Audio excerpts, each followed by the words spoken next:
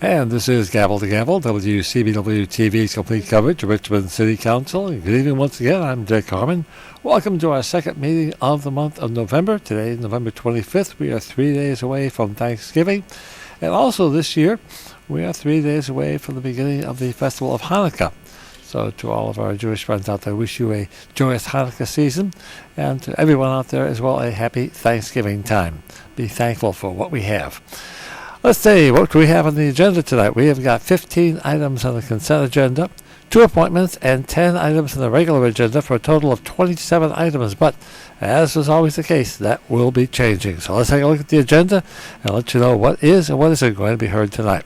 Starting off with item number 1, Ordinance 2013-119.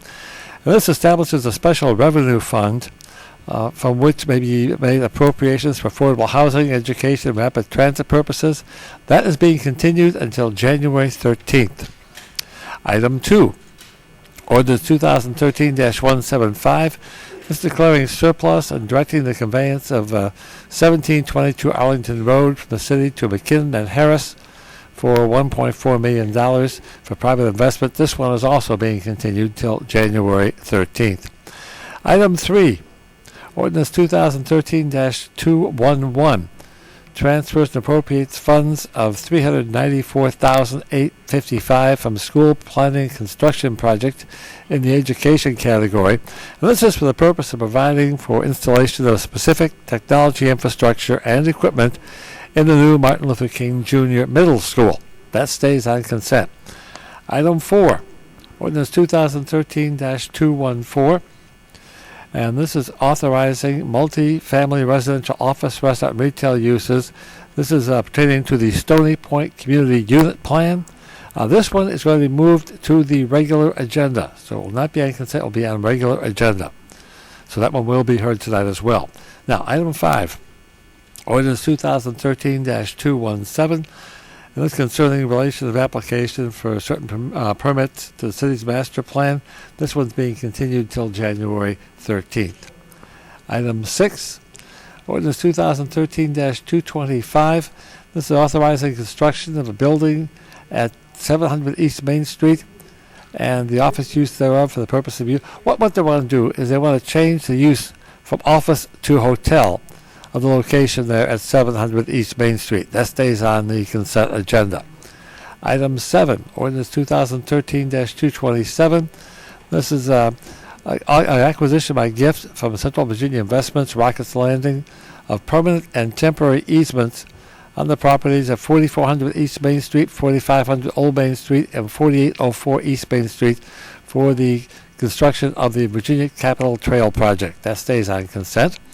Item 8, Ordinance 2013-229, and this accepts $69,883 from the Virginia Department of Criminal Justice Services for the planning and implementation of evidence-based principles and practices in the city's community corrections programs. That stays on consent.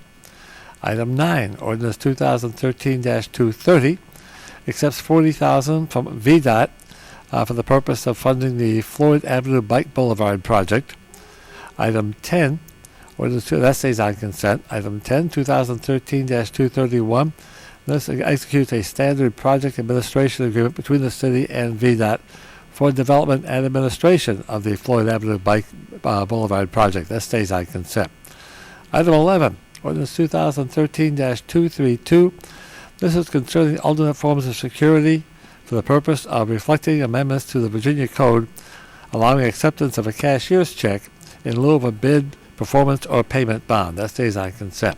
Now, item 12, Resolution number 2013-R50.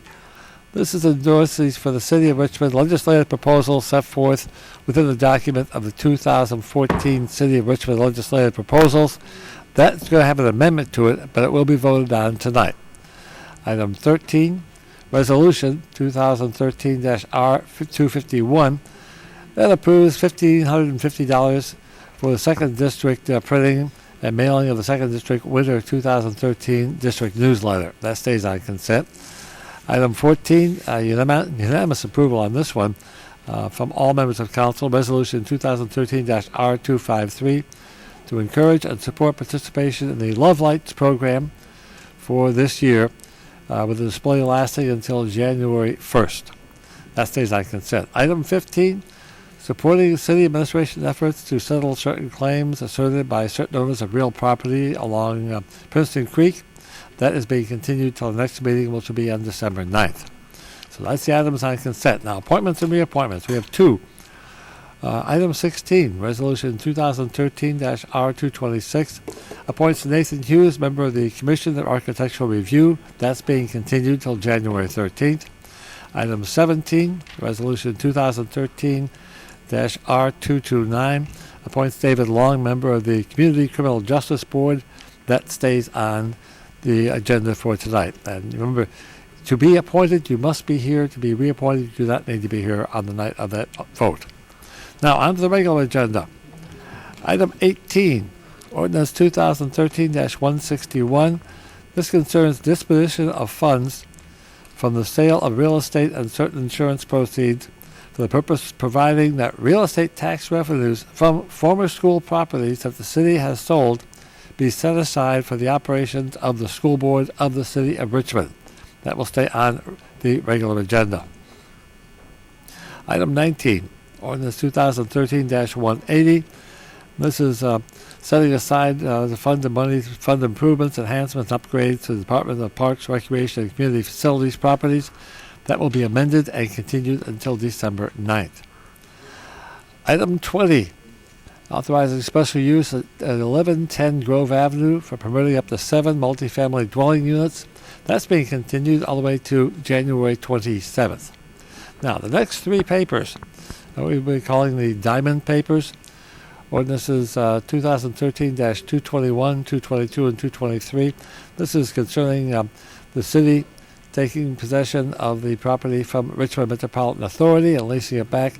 Those are still in the process of negotiations. That will be continued until the December 9th, all three papers. So 21, 22, 23 are all being continued.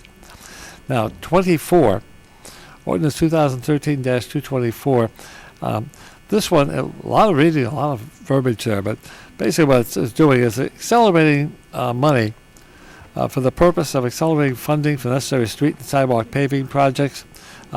This moves money from the 2017 budget up to this year, so you can begin working on necessary sidewalk and street paving projects. And same thing basically with item 25, and this is authorizing issuance of general obligation public improvement bonds in the amount of $4.1 million. This would finance the cost of school projects and general capital improvement projects of the city.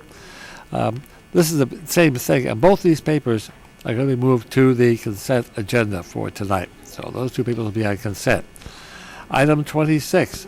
This is reversing the decision of the Commission of Architectural Review, which denied a certificate of appropriateness for replacement dormer windows at 2200 Monument Avenue. This is not the same paper that was here before. This is another paper, and this one will stay on the regular agenda. Item 27, requesting the school board provide the council with a 3-year plan to 1. Improve academic achievement for all students of Richmond Public Schools, and 2.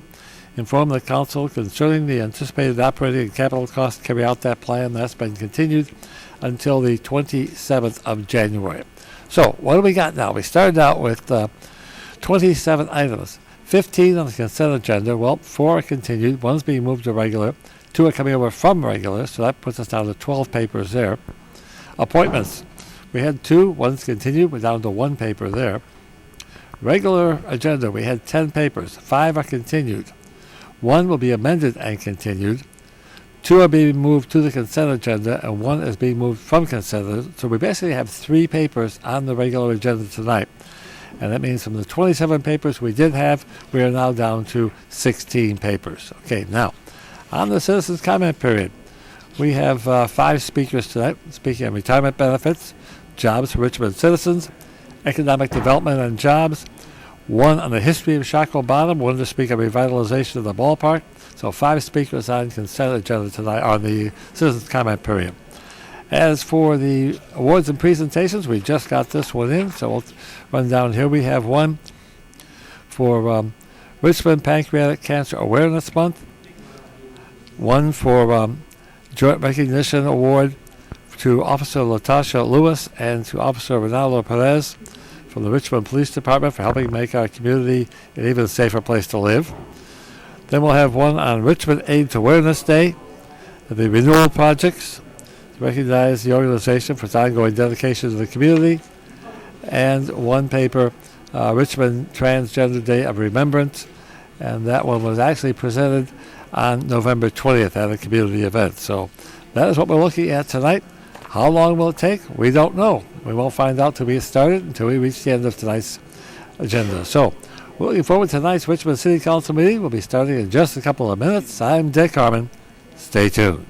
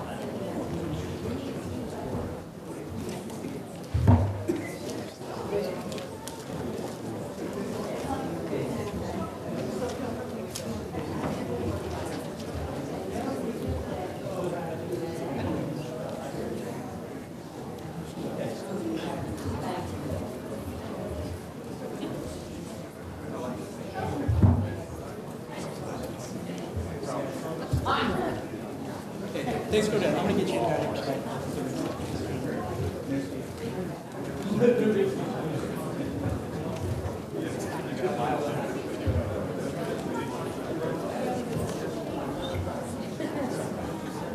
Oh, yeah. I can send it.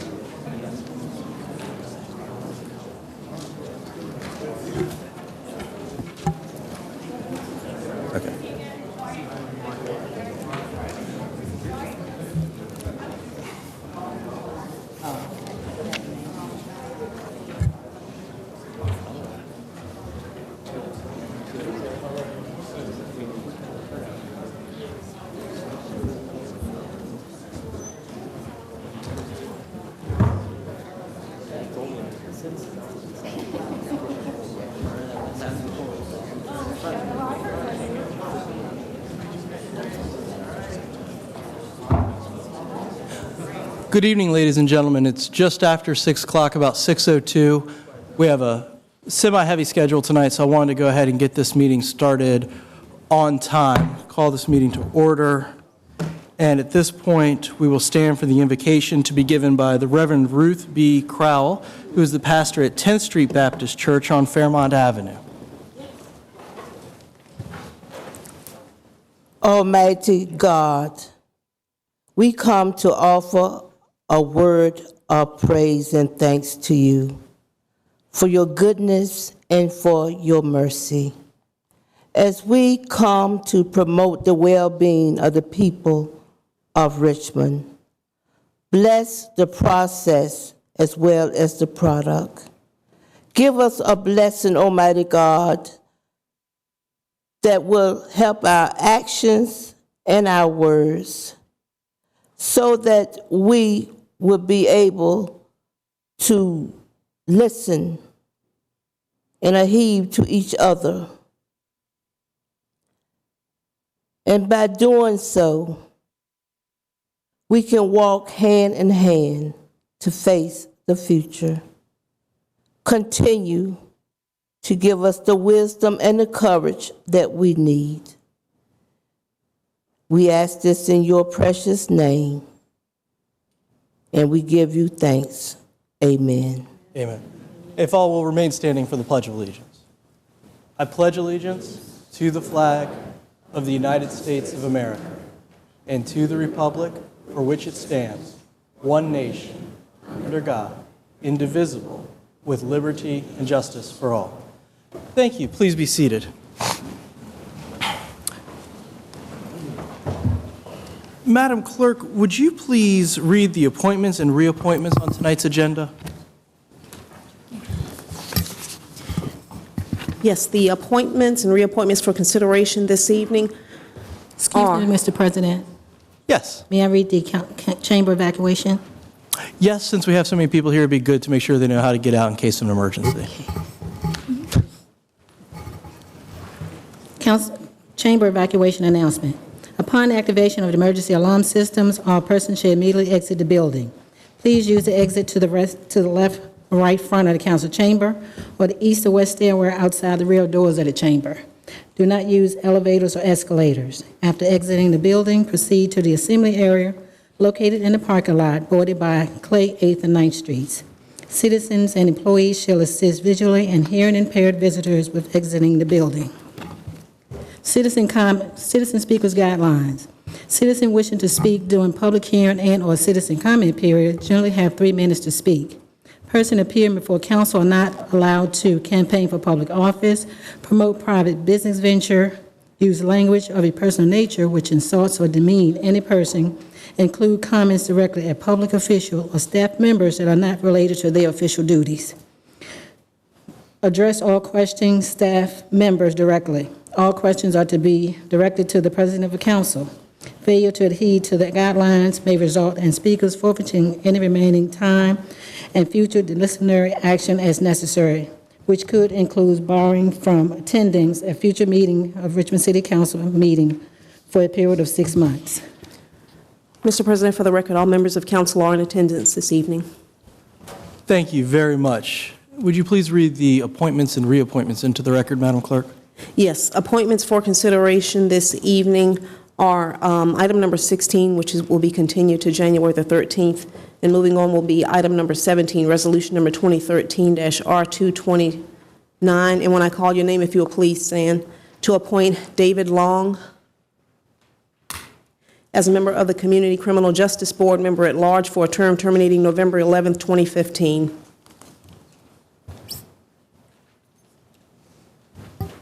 That is the only item for consideration this evening, Mr. President. Thank you. Mr. Long, I appreciate your willingness to serve. After we take a vote on this, gentleman in the bow tie and the tan suit over there, if you go see him, he'll take you over to the clerk's office, perform the oath of office so that you can begin to serve. We appreciate your willingness to do so. Are there those in the audience tonight that wish to speak in favor or in opposition to Mr. Long's appointment? Seeing none, I'll bring it back to council. Any comment? Seeing none, please call the question, Madam Clerk. Council is voting on item number 17, resolution number 2013-R229. Mr. Beliles? Aye. Ms. Graziano? Aye. Ms. Mosby? Aye. Mr. Agelasto? Aye. Mr. Hilbert? Aye.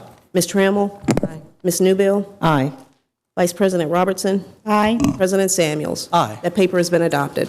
Thank you very much, Mr. Long. At this point, are there agenda amendments? I'm sorry, I guess we ought to do awards and presentations first. Would you please call the list of presenters, Madam Clerk? Yes. The first recognition being presented by Councilor Kathy Graziano and Suzette Denslow, Chief of Staff, Office of the Mayor, recognizes November 2013 as Richmond Pancreatic Cancer Awareness Month. The Honorable Mayor Dwight C. Jones and the honorable members of Richmond City Council hereby unite to declare that pancreatic cancer is a dreadful disease and a clear and present threat to the life, health, and happiness of families in our community. Pancreatic cancer is one of the deadliest cancers and is the fourth leading cause of cancer death in the U.S.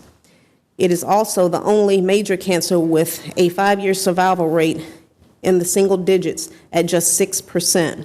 Pancreatic cancer affects the well-being of all of our residents, and it is estimated that approximately 1,020 deaths in Virginia will be caused by this disease this year, and an estimated 1,030 will be diagnosed with it in 2013. The devastating personal losses, costs, and consequences to our families and community as a result of this disease are tragic, profound, and far-reaching. Increased awareness, funding, and research into early detection, causes, and treatments are critical for developing effective treatments and a cure for pancreatic cancer. The Pancreatic Cancer Action Network is the first and only national patient advocacy organization that serves the pancreatic cancer community in Richmond and nationwide to bring needed awareness, public policy, patient services, funding, and research in fighting this disease.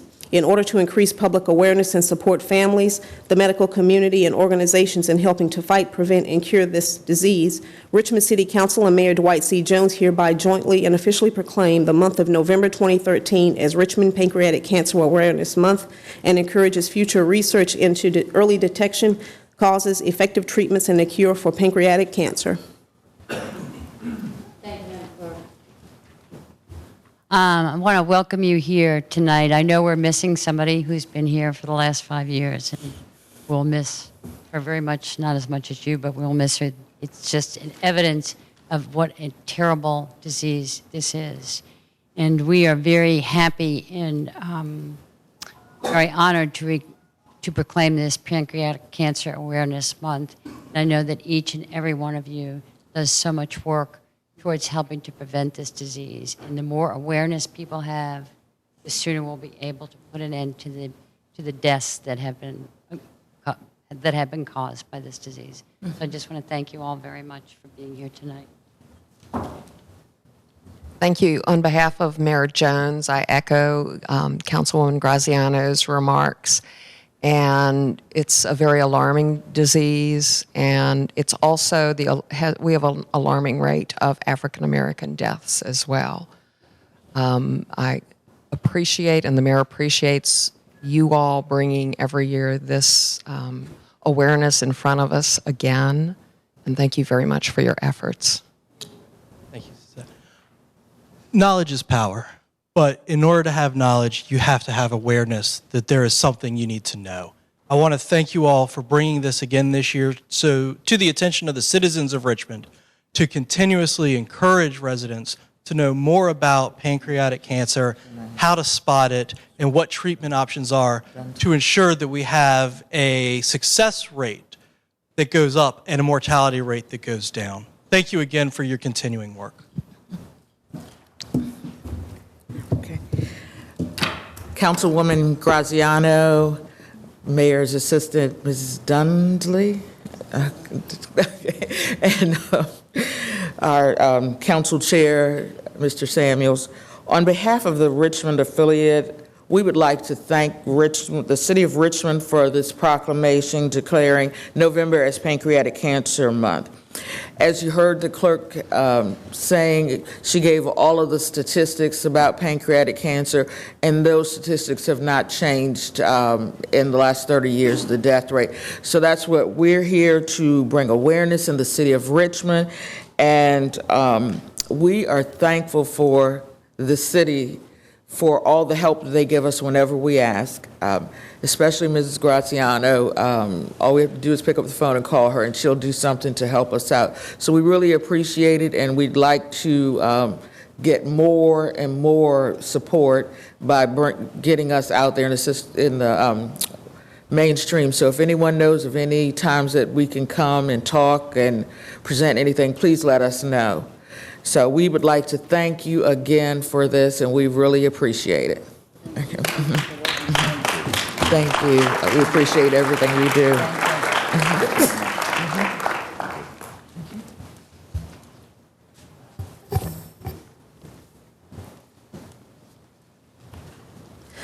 The next recognition being presented by Council President Charles Samuels, Councilor Graziano, and Ms. Denslow recognizes Latosha Lewis and Ronaldo Perez of Richmond's Police Department for their community service.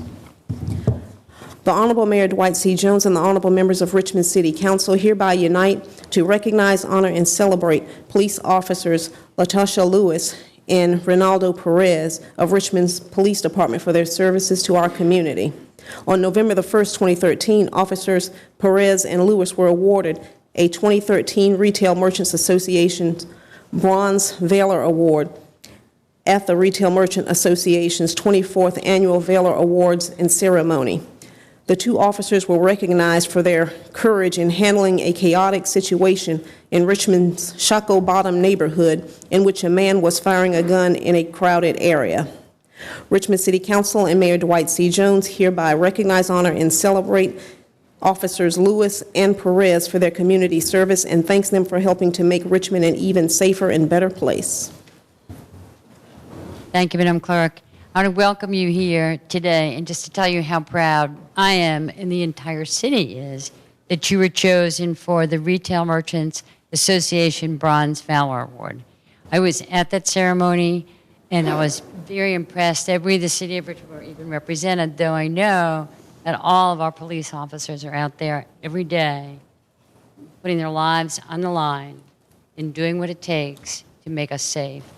And probably that day, down in Shockoe Slip or Bottom, you probably didn't think about anything but doing your job and saving people. And that's why we are so honored to have you here today and so honored to honor not just you, but all of our public safety officers, all of our policemen and our firefighters.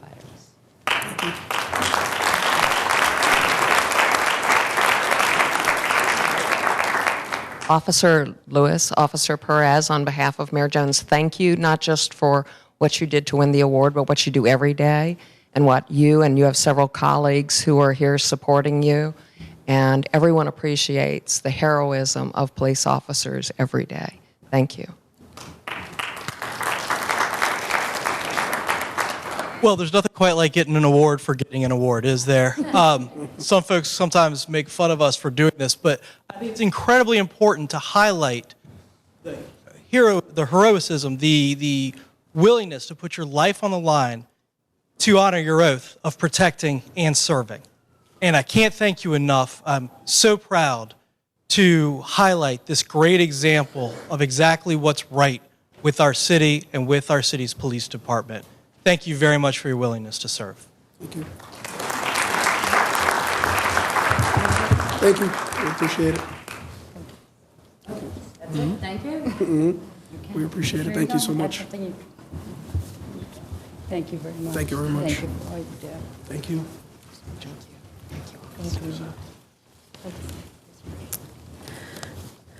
The next recognition being presented by Councilor Cynthia Newbill, President Samuels, and Ms. Denslow, proclaims December 2013 as Richmond AIDS Awareness Month. We have a proclamation followed by an award to recognize the Renewal Project organization for its ongoing services to our community. I will read both of these together. The honorable members of Richmond City Council hereby unite to declare acquired immune deficiency syndrome, AIDS, to be a dreadful disease and a clear and present threat to the life, health, and happiness of our families in our community. More than 1 million persons in the United States are currently living with HIV, and more than 600,000 people in the U.S. have died since its epidemic began. The World Health Organization's global program on AIDS established World AIDS Day in 1988 to be observed on December 1st of each year in order to raise awareness about the deadly disease. The overwhelming personal losses, costs, and consequences to our families and community as a result of this disease are tragic, profound, and far-reaching. In order to increase public awareness and support families and the medical community in helping to fight, prevent, and cure this disease, Richmond City Council, in recognition with the World Health Organization's World AIDS Day, hereby proclaims December 1st, 2013 as Richmond AIDS Awareness Day and encourages further research, support, awareness, treatment, education, and finding a cure for HIV and AIDS.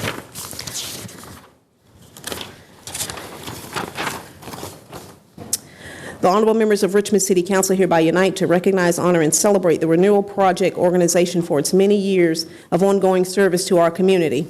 The Renewal Project, formerly Transformation Retreats, is a nonprofit community-based service organization providing nurturing retreats for high-risk individuals and persons living with HIV/AIDS. These retreats are provided at no cost to participants and encompasses a wide range of supportive activities, which include workshops built to empower, educate, and inspire attendees.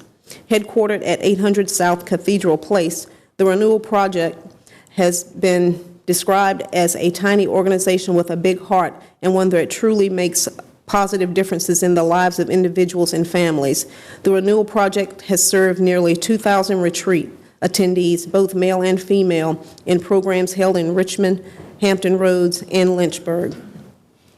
Due to the dedication and support of the Renewal Project's Board of Directors, staff, volunteers, community service partners, and donors, the Renewal Project has been tremendously successful and has earned a reputation for its compassion, care, and transformative results. Richmond City Council is proud to recognize, honor, and celebrate the Renewal Project organization for its many years of ongoing service to our community and thanks its Board of Directors, staff, volunteers, and financial supporters for their role in helping to make our community an even better place.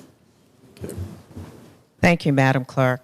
Mr. Lofton, it is my distinct pleasure to recognize you this evening for your work and to simply thank and appreciate you for the extraordinary commitment that you've consistently shown to assist our city, this locality, and throughout to address this epidemic of HIV/AIDS that's impacting us both domestically as well as internationally. You have been unrelenting in your efforts to ensure that we break the silence around this health condition, that we understand that if people get it, screen early, they can live long lives. And I can't thank you enough. The many community conversations, kitchen table, et cetera, at churches and other venues throughout our community and our city. And so that was in your prior capacity, and Yes. certainly in this new capacity, we're expecting even more. But I just simply thank you for your steadfast commitment to ensuring that one day there are 0 cases of HIV/AIDS in our community. And I know with your commitment and the others who are part of the new organization with you that we'll get there. But I simply just say thank you. This is a serious illness and issue confronting our community. You've taken it on just incredibly so. And so I just want to express sincere thanks and appreciation to you and now to Renewal on behalf of the citizens of the city of Richmond for the work that you have done, but even more for the work you will continue to do to educate and provide information about HIV/AIDS throughout our community. Thank you. Thank you, Dr. Newville.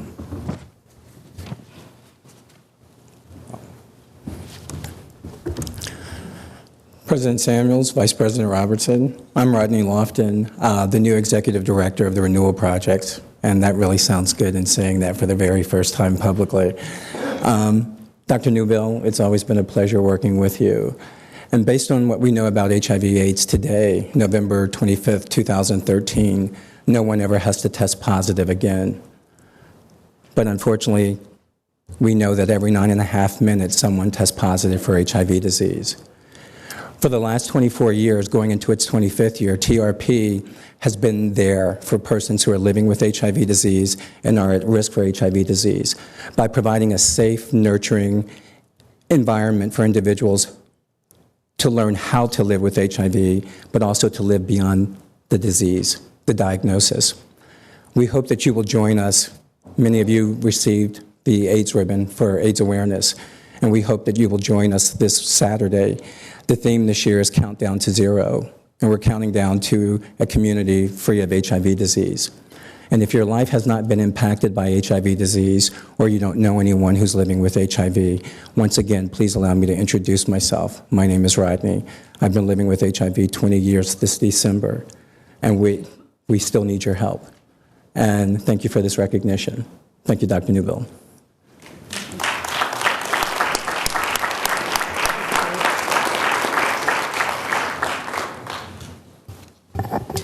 Mr. President, those are all of the awards. Actually, Madam Clerk, there's one more. If Vice President Robertson will join me down in the front for just a second.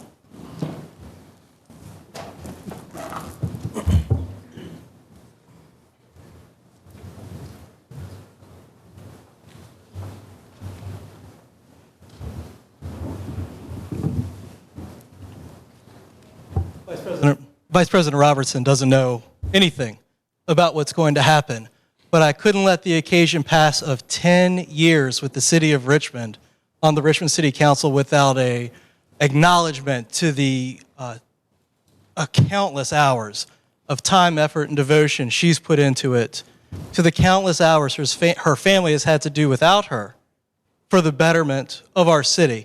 And so I'm pleased today, Vice President Robertson, to provide you your 10-year pen of service to the City of Richmond, and want to thank you for all the work you've done over the last 10 years.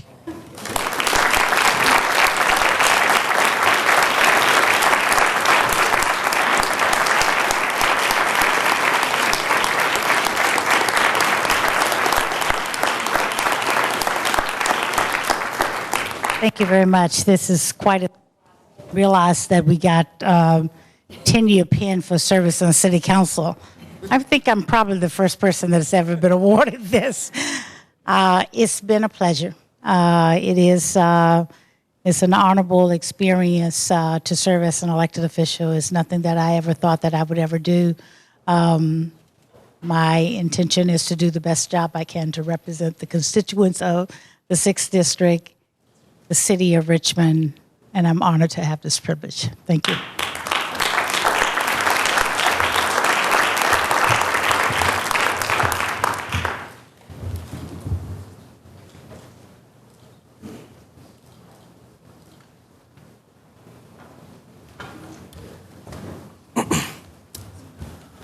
All right, that would be our final surprise for the night as well. Madam Clerk, I believe now I am ready for the agenda review and any amendments, please. The amendments to tonight's agenda are as follows.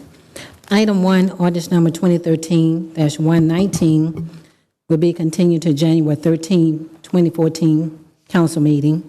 Item 2, ordinance number 2013-175 will be continued to January 13th, 2014 council meeting. Item 4, ordinance number 2013-214 has been moved to the regular agenda. Item 5, ordinance number 2013-217 will be continued to January 13th, 2014 council meeting. Item 12, resolution number 2013-R250 will be amended and voted on later on this evening. Item 15, resolution number 2013-R254 will be continued to December 9th council meeting. Item 16, resolution number 2013-R226 has been continued to January 13, 2014 council meeting. Item 19, ordinance number 2013-180 will be amended and continued later on this evening. Item 20, ordinance number 2013-199, will be continued to January 27, 2014 council meeting. Item 21, ordinance number 2013-221, will be continued to December 9th council meeting. Item 22, ordinance number 2013-222, will be continued to December 9th council meeting. Item 23, ordinance number 2013-223, will be continued to December 9th council meeting. Item 24, ordinance number 2013-224, has been moved to the consent agenda. Item 25, ordinance number 2013-228, has been moved to the consent agenda. Item 27, resolution number 2013-R205, will be continued to January 27, 2014 council meeting. Mr. President, those are all the agenda amendments that I have. Thank you very much, Madam Clerk. Does any member of council have any additional amendments? Seeing none, please call the question. I need a motion to amend the agenda as read. Councilor Hilbert, would you make that motion? So moved, Madam Clerk. Councilors now voted on Councilor Hilbert's motion to amend the agenda as read. Mr. Blouse? Aye. Ms. Graziano? Aye. Ms. Mosby? Aye. Mr. Agilesto? Aye. Mr. Hilbert? Aye. Ms. Trammell? Aye. Aye. Ms. Newbill? Vice President Robertson? Aye. President Samuel? Aye. The amended agenda is before you. Thank you. Let's move then to the regular agenda. May we please call paper number 4, ordinance number 2013-214 first.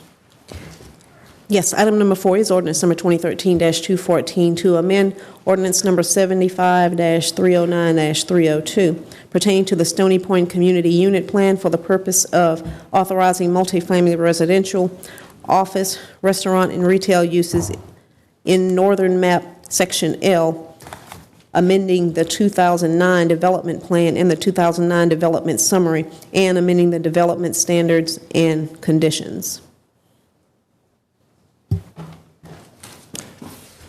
Thank you. Is there someone from the administration that would like to present? This was I believe, by request, but an administration paper. Ms. Markham.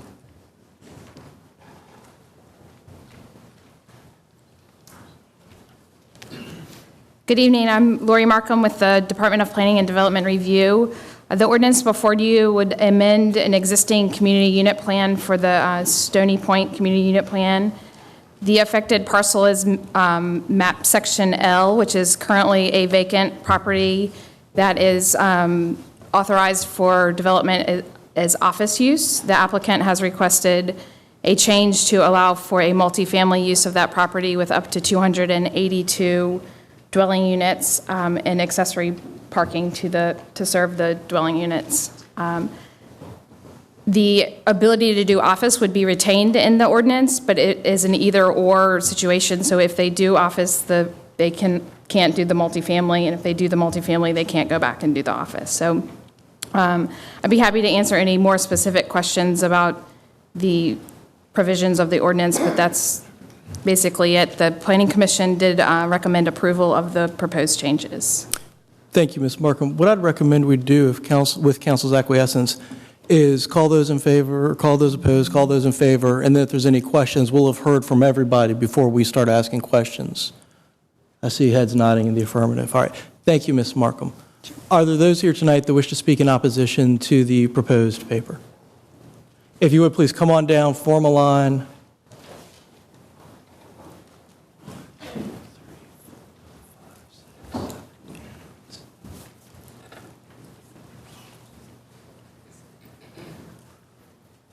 And folks, our rules of council provide that those in favor and those in opposition each get a total of 30 minutes, 3 minutes per person. Looks like we're going to have plenty of time to keep those rules in place here and make sure that everybody has their full 3 minutes. If you do hear something someone else has said, though, and you wish to ditto it, we appreciate that and don't take it any less seriously than if the words that come out of your mouth. All right, Madam Clerk, are you ready? Yes. All right. Mr. Valdrigi, good afternoon. Good afternoon. Mr. President and members of the City Council. I'm sorry, Mr. Valdrigi, I'll give you back your seconds here. Oh, I'm sorry. If you wouldn't mind saying your name for the record. I was getting to that the very next thing after I said hello. My name is Nick Valdrigi. I live at 9801 Cherokee Road. I am a member of the Huguenot Farms Area Association Board, and I am also the treasurer. I've been involved with the CUP since its inception in 1975. I am substituting for our president this evening, who could not attend because of a previous business commitment that he could not reschedule. Huguenot Farms Area Association represents 249 families who live south of the James along Cherokee Road and adjacent roads from Chippenham Parkway to the county line. We certainly appreciate the opportunity tonight to tell you the rationale of our opposition. My purpose is to provide an overview of neighborhood concerns. Speakers who follow me will expand and offer some details of our concerns.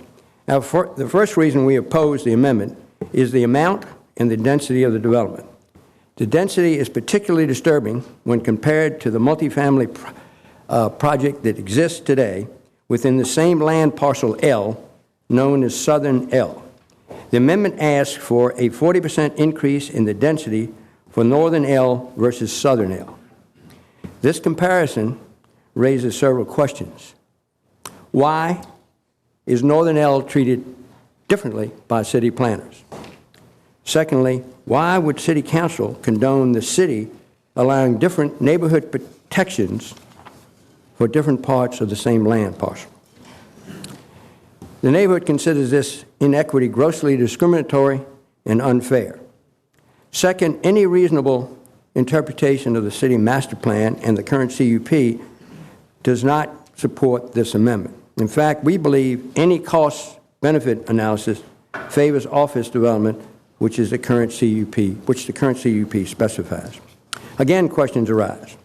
What are the comparable assessed valuations of business versus residential development? What is the comparable sustainability of office park assessed values versus residential assessed values over time?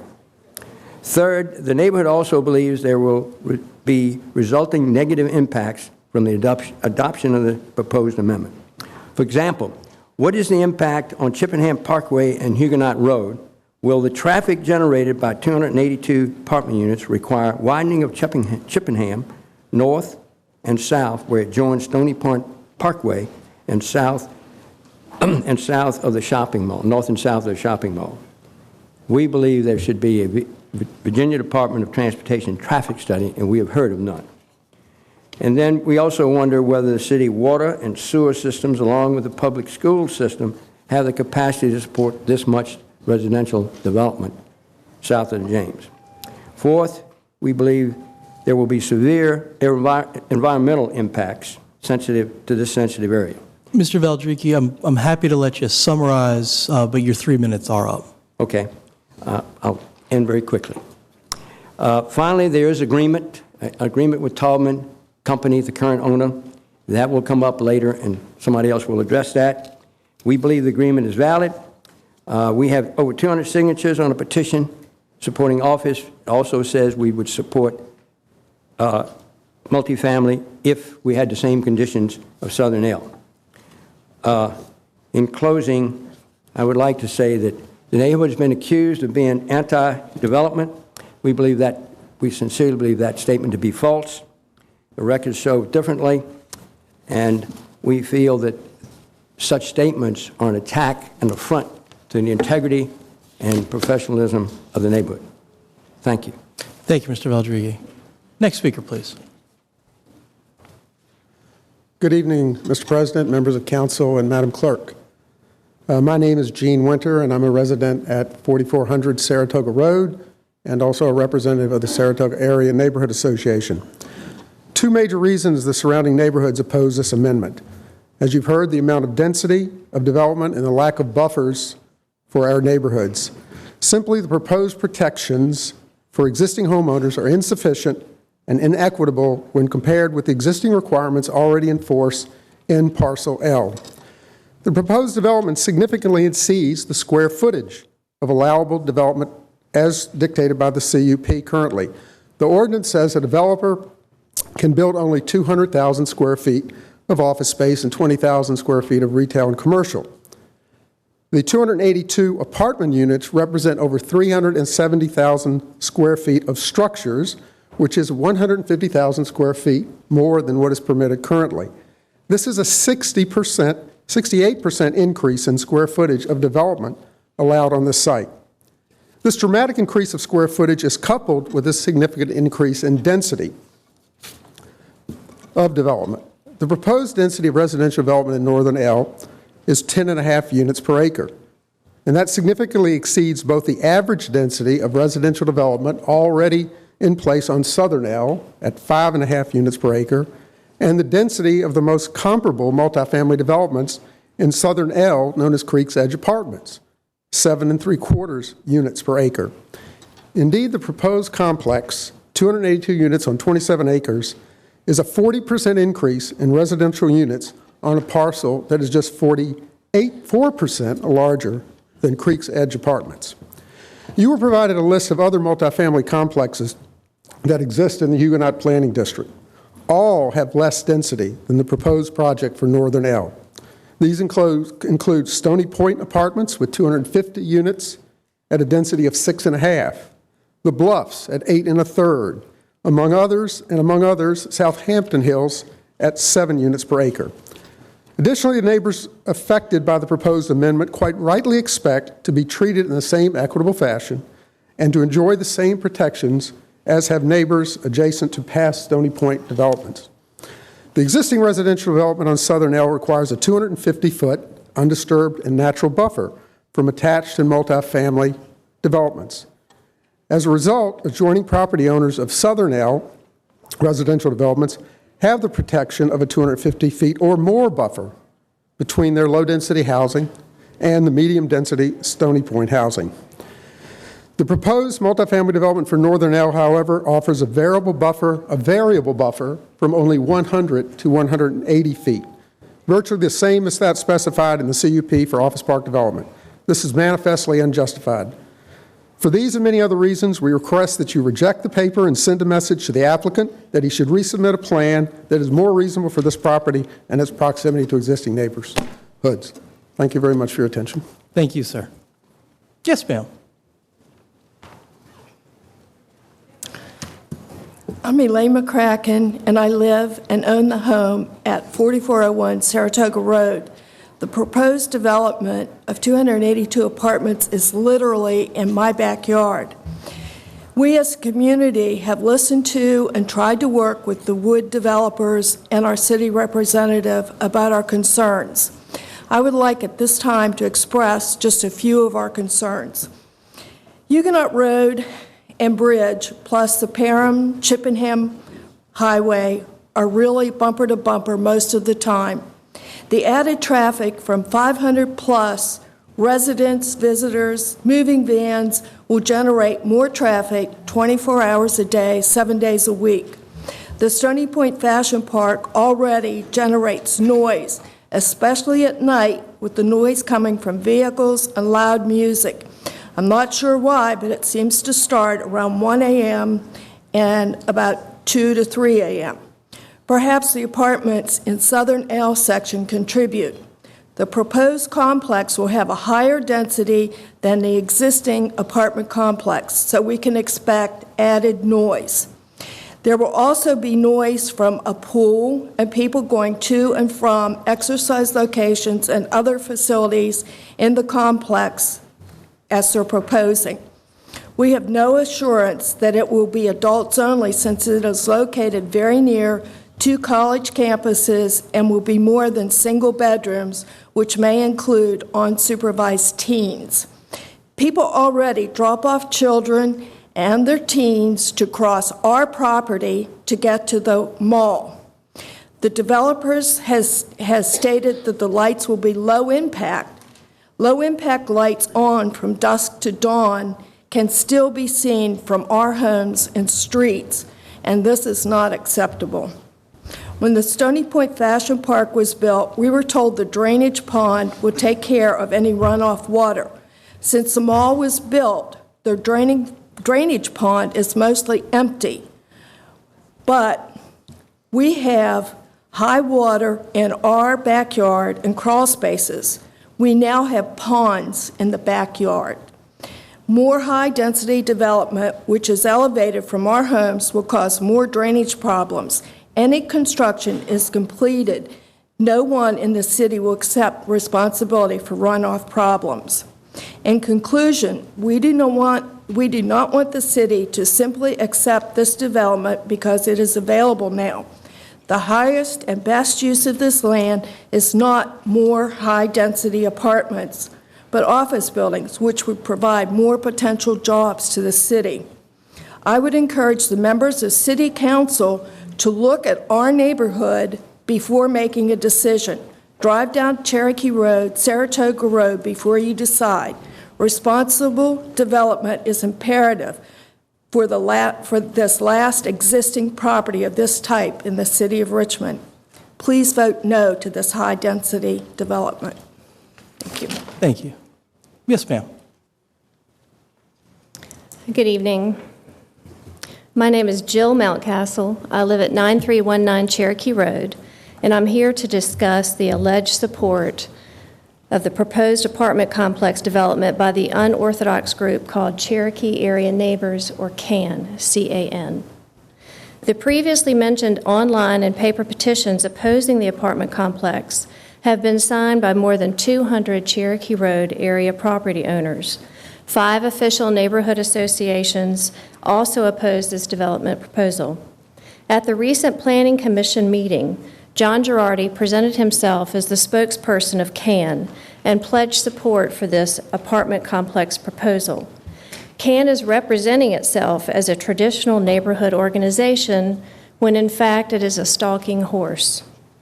During the door-to-door canvassing online petition signing about this amendment to the CUP, we never found anyone who claimed to be a member of CAN and/or supported this CUP amendment. Approximately 10 years ago, I paid $25 in dues to CAN to become a member. It was during yet another development phase of the Stony Point CUP. My check was cashed, but I never had any communication from CAN about meetings, petitions, officer elections, or even a website or a letter. Not one email, not one phone call, not one letter.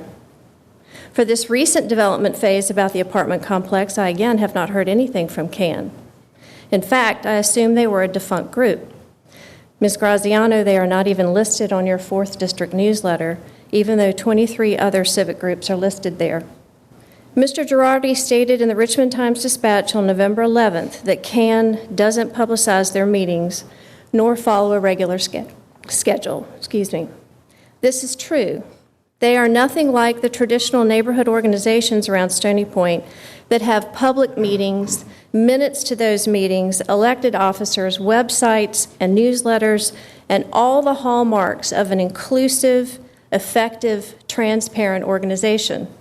To elevate CAN, an exclusive, little-known, sporadic group, to the level of the Huguenot Farms Area Association or the Southampton Citizens Association is unfair. CAN's support of this apartment complex is irrelevant and should be seen as politically motivated. Thank you.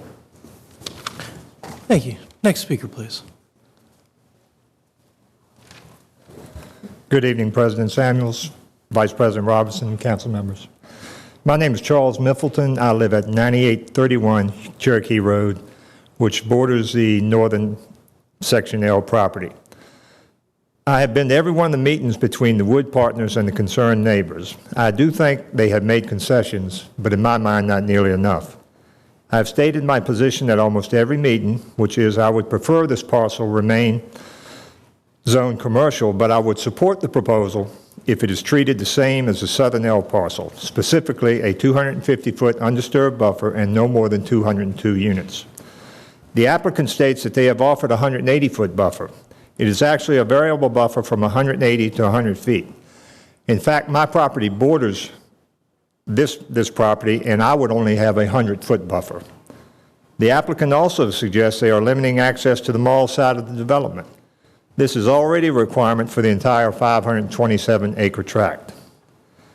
At the meetings I have attended, the applicant also continues to stress that lighting from office buildings will be brighter and much more offensive. Actually, in a commercial development, 75% of the lights must be turned off 1 hour after closing, and there's a limit of 0.25 foot candles at a resident's property line. Apartment lights would be on all night, 7 days a week. The applicant has also stated that the topography is not suited for office development. I would think if 10 apartment buildings can be built on this 19-acre tract, certainly 2 office buildings with a footprint of 1 acre could be built. I would now like to address some of the highlights and lowlights of the Planning Commission hearing I attended. The committee appeared to ignore our comments, including the signatures from over 200 neighbors and numerous neighboring associations against this proposal. One of the Planning Commission members made a statement that I can't believe these people would prefer having factories with smokestacks behind them rather than apartments. Now, I'm not an expert on zoning issues, but I think that factories with smokestacks would be in industrial zoning and not commercial. Mrs. Graziano stated she felt the neighborhood would be better off with apartments rather than office buildings. I believe the people closest to this parcel are intelligent enough to make our own decisions, and an overwhelming number of us prefer office buildings. There were some highlights. The appointed city representative on the Planning Commission stated the city would prefer this property to remain zoned commercial, and she voted against the rezoning. Another member of the Planning Commission stated she believes, just as I just said, that these neighbors are wise enough to make decisions that are best for themselves and the community, and she also voted against rezoning. In closing, Mr. Samuels, you stated at a recent council meeting that you rarely vote against the councilperson whose district the matter is in, but also almost always vote for what the neighborhood thinks is best. I ask that you and your fellow council members do the same tonight and do what is best for the citizens of this neighborhood and also the city of Richmond. Vote no to this proposal. Thank you. Thank you, sir. Next speaker, please. Hi, my name is Carol McKnight, and Mr. Samuels, Ms. Capel. Capel, is that how you pronounce your name? Okay, and Ms. Robertson, thank you for putting your eyes on the people that were speaking, whereas a lot of the other people were looking at their computers, and which I think is somewhat rude, but that goes without saying. My name is Carol McKnight, and I live at 9800 Cherokee Road in what could remain a beautiful section of Richmond. Other than a few parks, I'm curious why the city is hell-bent on destroying the last remaining green space in Richmond. I feel the city is determined to starve every deer animal that you've determined not to be forest or water worthy in your midst. Perhaps we're the sacrificial lambs designated to raise more capital when the needless proposed baseball park fails. I'm curious, are we your backup plan? When one buys real estate, the agent to a property suggests you buy in an established neighborhood. My family did so. Upon the purchase of our property, we didn't feel overly safe with a major gas line on the right side of our home that ran through to Tennessee. We were then not thrilled to see the sewage line running the entire length of our backyard running to downtown Richmond, but we thought, what more could the city do in an established neighborhood? Then the city wanted a bridge. Fair enough. Instead of following the huge easement already in place for the power company, it ran from Parham Road over to the Chippenham Road area.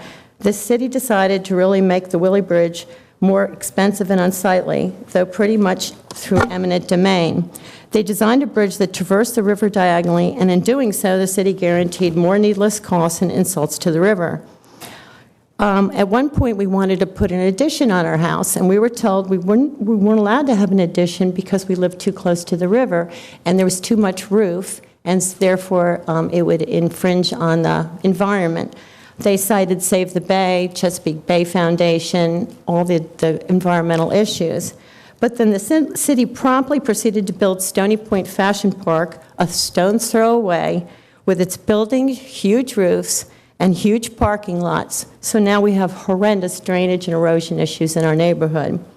Annihilating the old green space theme and Save the Bay mantra that the city insincerely chanted.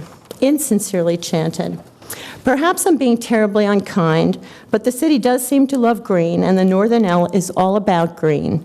but not the green space. Our council representative stated she was concerned about the future of the James River Park in her little blurb on the website, establishing a conservation easement that protects the park from development, which it sounds rather noble. However, she is not remotely concerned about the Stony Point Fashion Park runoff that goes into the precious James that feeds the James River Park system. The homes and properties impacted from needless erosion and the hazardous waste upriver running to this James Park is not a good thing. Ma'am, your time is up. If you'd like to summarize, please. I'll summarize. The Northern L has two options. One is the office, one is the apartments, and the office does the least amount of damage. It leaves less roof space, less population to serve with teachers and police and all service personnel. The city still gains the revenues from numerous sources like real estate taxes, corporate taxes. Plus, the office personnel will actually utilize Stony Point Fashion Park's restaurants and numerous designer stores. Unless history has changed dramatically, the average apartment dweller probably will not use Stony Point, because I know personally, look at the way I'm dressed, I can't afford going to Stony Point. As you might be acutely aware, it's important to note that the historic and original intent of the park at Stony Point was to develop an office park and regional retail shopping destination. The Northern L is one site of its kind that is approved for office space, and it's one of a kind. The site competes fairly with the other suburban office parks in the surrounding county, such as Innsbrook, Brookfield, Center Point, Paragon Place, and many others. And the Northern L is a gold mine. Use it for office space, not for apartment complexes. You can put apartment anywhere, but there's very little green space left in Richmond to make an attractive office park. So don't lose this opportunity, please. Thank you. Thank you. Yes, sir. Good evening. And just so everybody knows, it's 7:01 is going to be when the 30 minutes are up. Okay, well, I'll make mine quick then. My name is Stephen Lewis. I live on Saratoga Road. I'm an affected citizen. I'm also a member of the Saratoga Neighborhood Association. I'm also a practicing attorney. Please don't hold that against me, okay? I'm holding in my hand right here an agreement back from August 31st, 2001. This is an agreement between Taubman Group and the Huguenot Farms Area Association. It has specific terms as to the proposed use of the parcel in question here. It was an agreement that was negotiated between Taubman and the HFAA as to the type of the development they're supposed to be there. It was supposed to be commercial. We have been told that this agreement is not a standing agreement. It has no teeth to it, so to speak, and it's basically a feel-good document that's between us and Taubman. We certainly contest that position. This was carefully calculated. It was an agreement that was agreed to by the HFAA. It was negotiated out, and Taubman basically said, if you approve and provide your consent to development of the Stony Point Park, that we will go ahead and abide by this agreement. And we're here trying to abide by this agreement.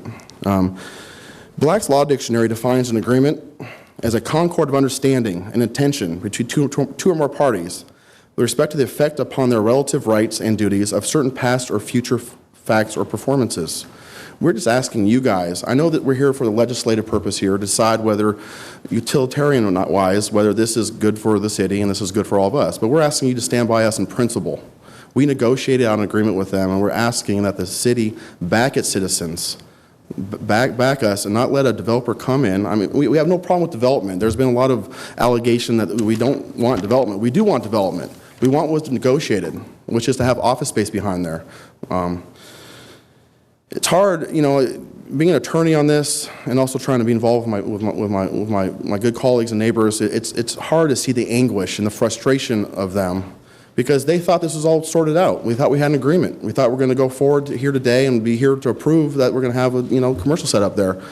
They backtracked, and you can hear the anguish. You can hear kind of the frustration in people before me, just because we've been here once before. We're back here in 2001.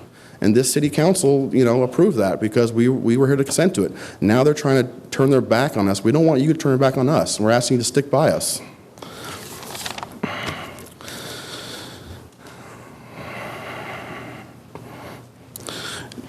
having associations like this and having the communities come together is really part of the process. This is how we consolidate and able to negotiate. And we feel like this is being undermined by this process right now, in that we have negotiated this and it's being thrown out. And we ask you guys to stick by us, stick by everybody. I know my time's up. Thank you very much.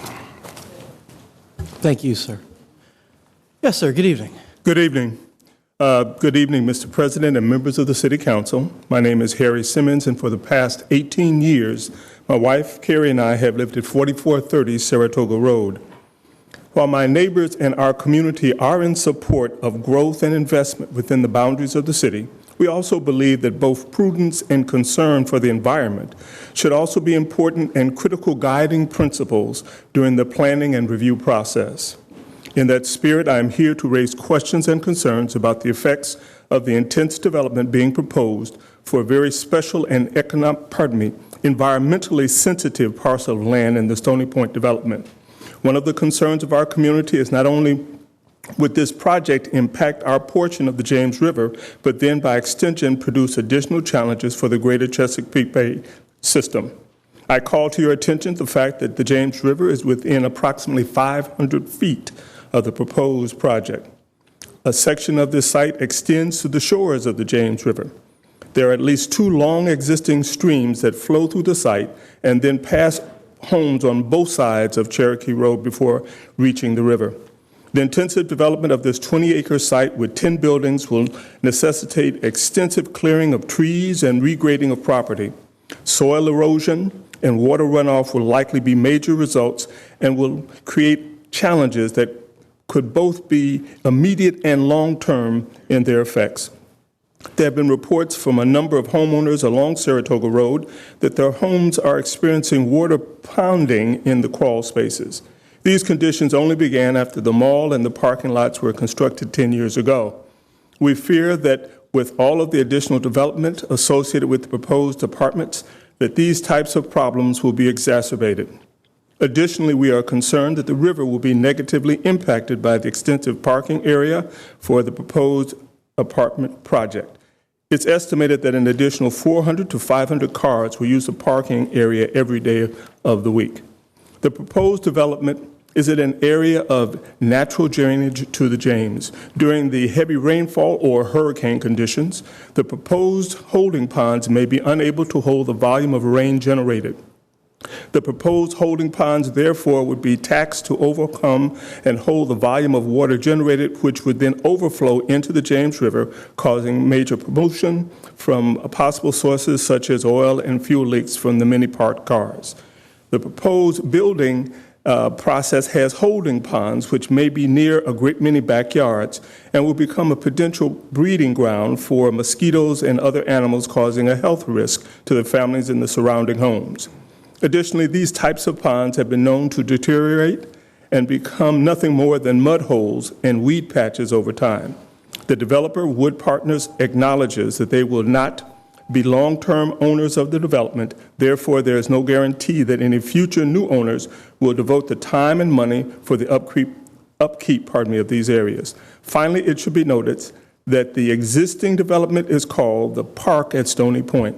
One reason for this name is that the community plan requires that these parcels leave 30% of the site in a natural and undisturbed condition. We do not believe that this plan achieves this requirement in fact or in spirit, and for these reasons, we respectfully request that the council deny the proposed amendment. Thank you, sir. I'm going to ask council to agree with me to suspend the rules to give the final speaker her full 3 minutes. All right, go ahead. Thank you, Mr. President. I was going to go like a wild woman, but I'll calm down. Good evening, Mr. President and Madam Vice President and members of the council. I will be very brief and in summary. We do genuinely appreciate the opportunity to come here tonight to help you, or at least try to help you understand why we are so adamantly opposed to this development. We agreed to the CUP in its original form, and that's for office buildings. Office workers go home every night. They go home on the weekends. They go home on holidays. Apartment dwellers, 282-plus units are there with a swimming pool, carriage houses, and we recently learned a car wash. It's like dropping another neighborhood right into the middle of our neighborhood. We've spent months gathering data, researching, talking to our neighbors, and I can tell you, because I have gone door to door, that there is united, and I've never seen people so united in the way they feel about this. The character of our neighborhood, we feel, is being taken totally away.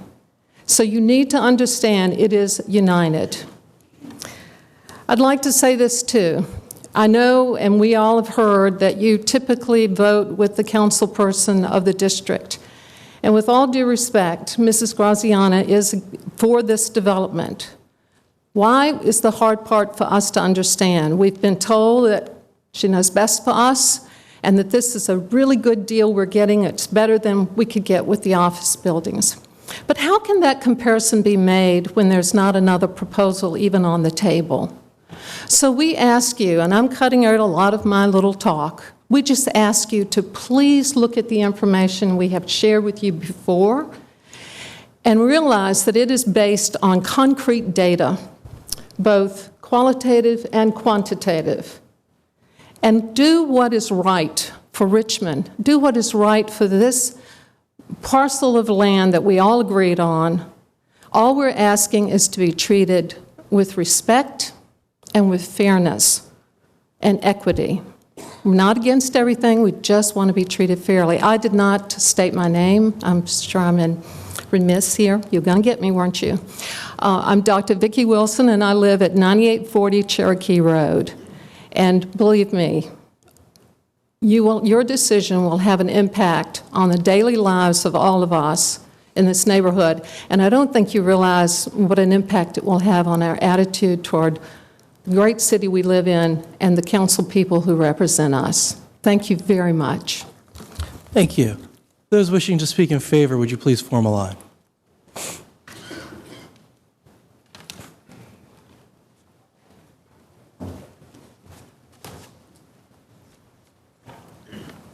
All right, Mr. President, members of council, Andy Conlon from Roth Donor Jackson representing the applicant Wood Partners. I have with me Mark Baker and Jennifer Mullen. I am ready to respond to pretty much everything that was presented tonight in opposition, but given my 3 minutes, I'm not going to take that time unless you see it as necessary. I will state from the very beginning we meet all jurisdictional prerequisites for an approval of a conditional use permit as outlined in the city ordinance. This comes to you with the recommendation of the staff. It comes to you with the recommendation of the Planning Commission. It comes to you with the recommendation of the Land Use Committee. We have heard a lot of concerns, but I want to try to present to you the big picture and keep in mind the big picture. What we're talking about now is existing on the site is an allowance of 220,000 square foot, not just office, but retail and restaurant on this very property that we're talking about, with 30-foot tall lights and a 100-foot buffer. What we're proposing, we feel, is an appropriate transitional use between single-family homes and an 800,000 square foot mall, a regional mall 156 feet from their homes. 126 feet at their homes at the closest. And what is our neighborhood? The neighborhood for this site is not the residents that sit behind it. We don't access those properties. In fact, we have a 180-foot buffer. Instead, we are accessing to the mall ring road, Stony Point Parkway. We have provided numerous protections to the neighbors, including a 180-foot buffer. They talk about a 250-foot buffer, but in fact, the only time multifamily has ever been approved in the Stony Point CUP, they approved it with a 100-foot buffer, this council did. And as a matter of fact, when this mall was originally approved at $1.2 million, was with a 100-foot buffer. We're providing for a 180-foot buffer, plus 2 rows of evergreen trees, over 385 plantings, plus a fence as requested by the neighbors, plus a 300-foot building setback. A 300-foot, a football field away for building setback. Lights reduced from 30 feet down to 8 feet. I could go over and over, but in addition, we have half the parking and 50% green space. Over 13 acres are in green space. Over 9 acres are in natural buffer. With respect to the density, I would approach the question of impact. The density that's been approved, as they talked about at Southern L, is 9.5. We're at 10.2. We're talking about 17 units at this point. The comp plan itself, as identified by the staff, identified by the planning staff, calls for higher density residential development.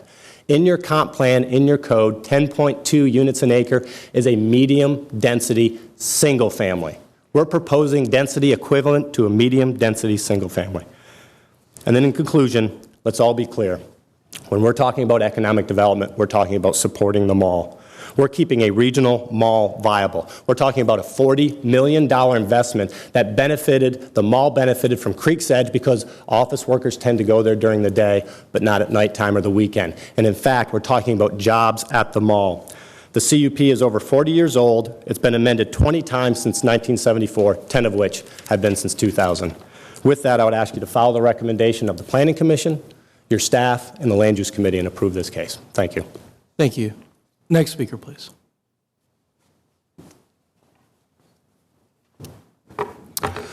President Samuels and the council, my name is Brewer Peden. I live at 9733 Cherokee Road. I'm a directly adjoining landowner. And in fact, I bought my home from the Land Holding Corporation that eventually sold the land to the mall developers. I had my expectations set when I bought my home that something would be in my backyard, and in fact, I expected something to be back there 2 years after I purchased the home. That was 20 years ago. I've made my peace with the fact that it's going to be developed. I do second the thoughts of my neighbors. The density is high, notably high. They have their concerns about the usage type, whether it's commercial buildings or residential. My primary concern when I bought my home, as I discussed with the organization that sold it to me, was that I didn't want my backyard violated by foot traffic or vehicular traffic past my house or in my neighbors' yards. The developer has, in their first presentation, had a pretty aggressive plan. The buildings were a lot closer to our property lines and so forth, but they made a considerable amount of concessions that Mr. Conlon has just articulated. My most important aspect, however, is the aspect of people ingress and egress through the project to our properties, and notably trying to get to the river. That's always been an issue. Wood Partners, and notably Carter Siegel, has offered a declarative deed restriction to permanently, as far as legal remedies can be used, to prevent vehicular and pedestrian traffic. I'd like to submit that, if I may. This is a draft of the deed restriction offered by the developer, and it essentially says that there will be no vehicular traffic, no pedestrian traffic, pretty much an impenetrable border from the Chippenham Connector Highway all the way around past the power line right away to the boundaries of Middle L. I find that a sufficient protection for my own needs, if and only if that deed restriction gets executed, which cannot happen until the parcel changes hands from Taubman to Wood Partners. So in sum, I'm here supporting the proposal with the caveat that that deed restriction gets executed. Thank you very much. Thank you, sir. Next speaker, please. Good evening, Mr. President, Madam Vice President, members of City Council. I am John Girardi, and I live at 9009 Cherokee Road. It was interesting for me to hear tonight how much I've been listened to, both at the Planning Commission meeting and being quoted from the newspaper. I think the reason that is because the civic organization that I am chairman of, which is called Cherokee Area Neighbors, or CAN, you heard it referred to, is one of the 5 members of the DRC. The DRC is another committee that stands for Development Review Committee, and we are in the code charged with overseeing and reviewing anything that goes into Stony Point CUP. We do not have any authority to deny. We have only the authority to review. Wood Partners, the developer for this amendment, calling for a change to apartments has been one of the easiest developers that I've ever worked with.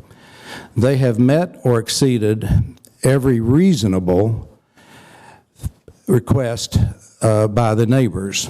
There have been some unreasonable requests that couldn't be met by anybody. Now, some would like to see an office building on the table here to compare back and forth with. But the truth is, in 12 years since the CUP has been in effect, not one corporate headquarters or office developer has sought to buy the land from Taubman and Company to do an office development.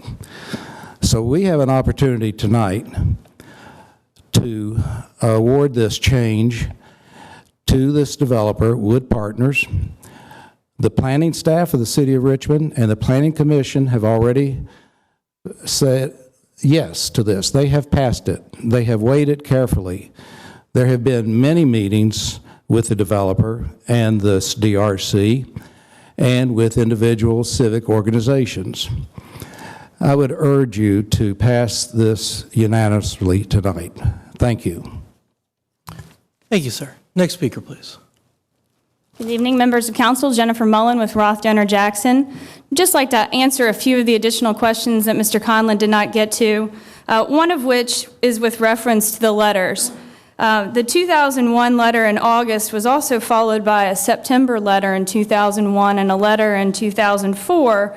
Both of those reference amendments being contemplated at that time and taken on their own merit. If you read the letters in context of the CUP amendments over time, they do reference the items that were discussed back and forth between the neighbors, and those were incorporated into the CUP itself at that point in time, again, with specific references that each amendment would be taken on its own merit. The 2004 letter is also of importance because that's when the Development Review Committee was established. So out of the letters, there was a discussion that the neighbors would like to have more notice. They would like to be involved more in the CUP process itself from a notice standpoint.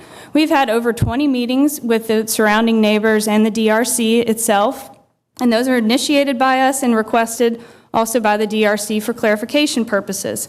So we think that we have met and exceeded the discussion items and the intent of those letters as the process moved forward. It is obviously a legislative decision, and I think the number of amendments up to 2001 and after 2001 reference the fact that amendments have always been contemplated for this CUP.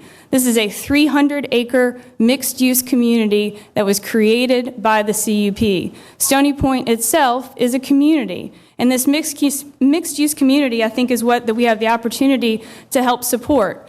We've got a 750,000 square foot mall, which is supported by secondary uses being residential, as well as office and retail.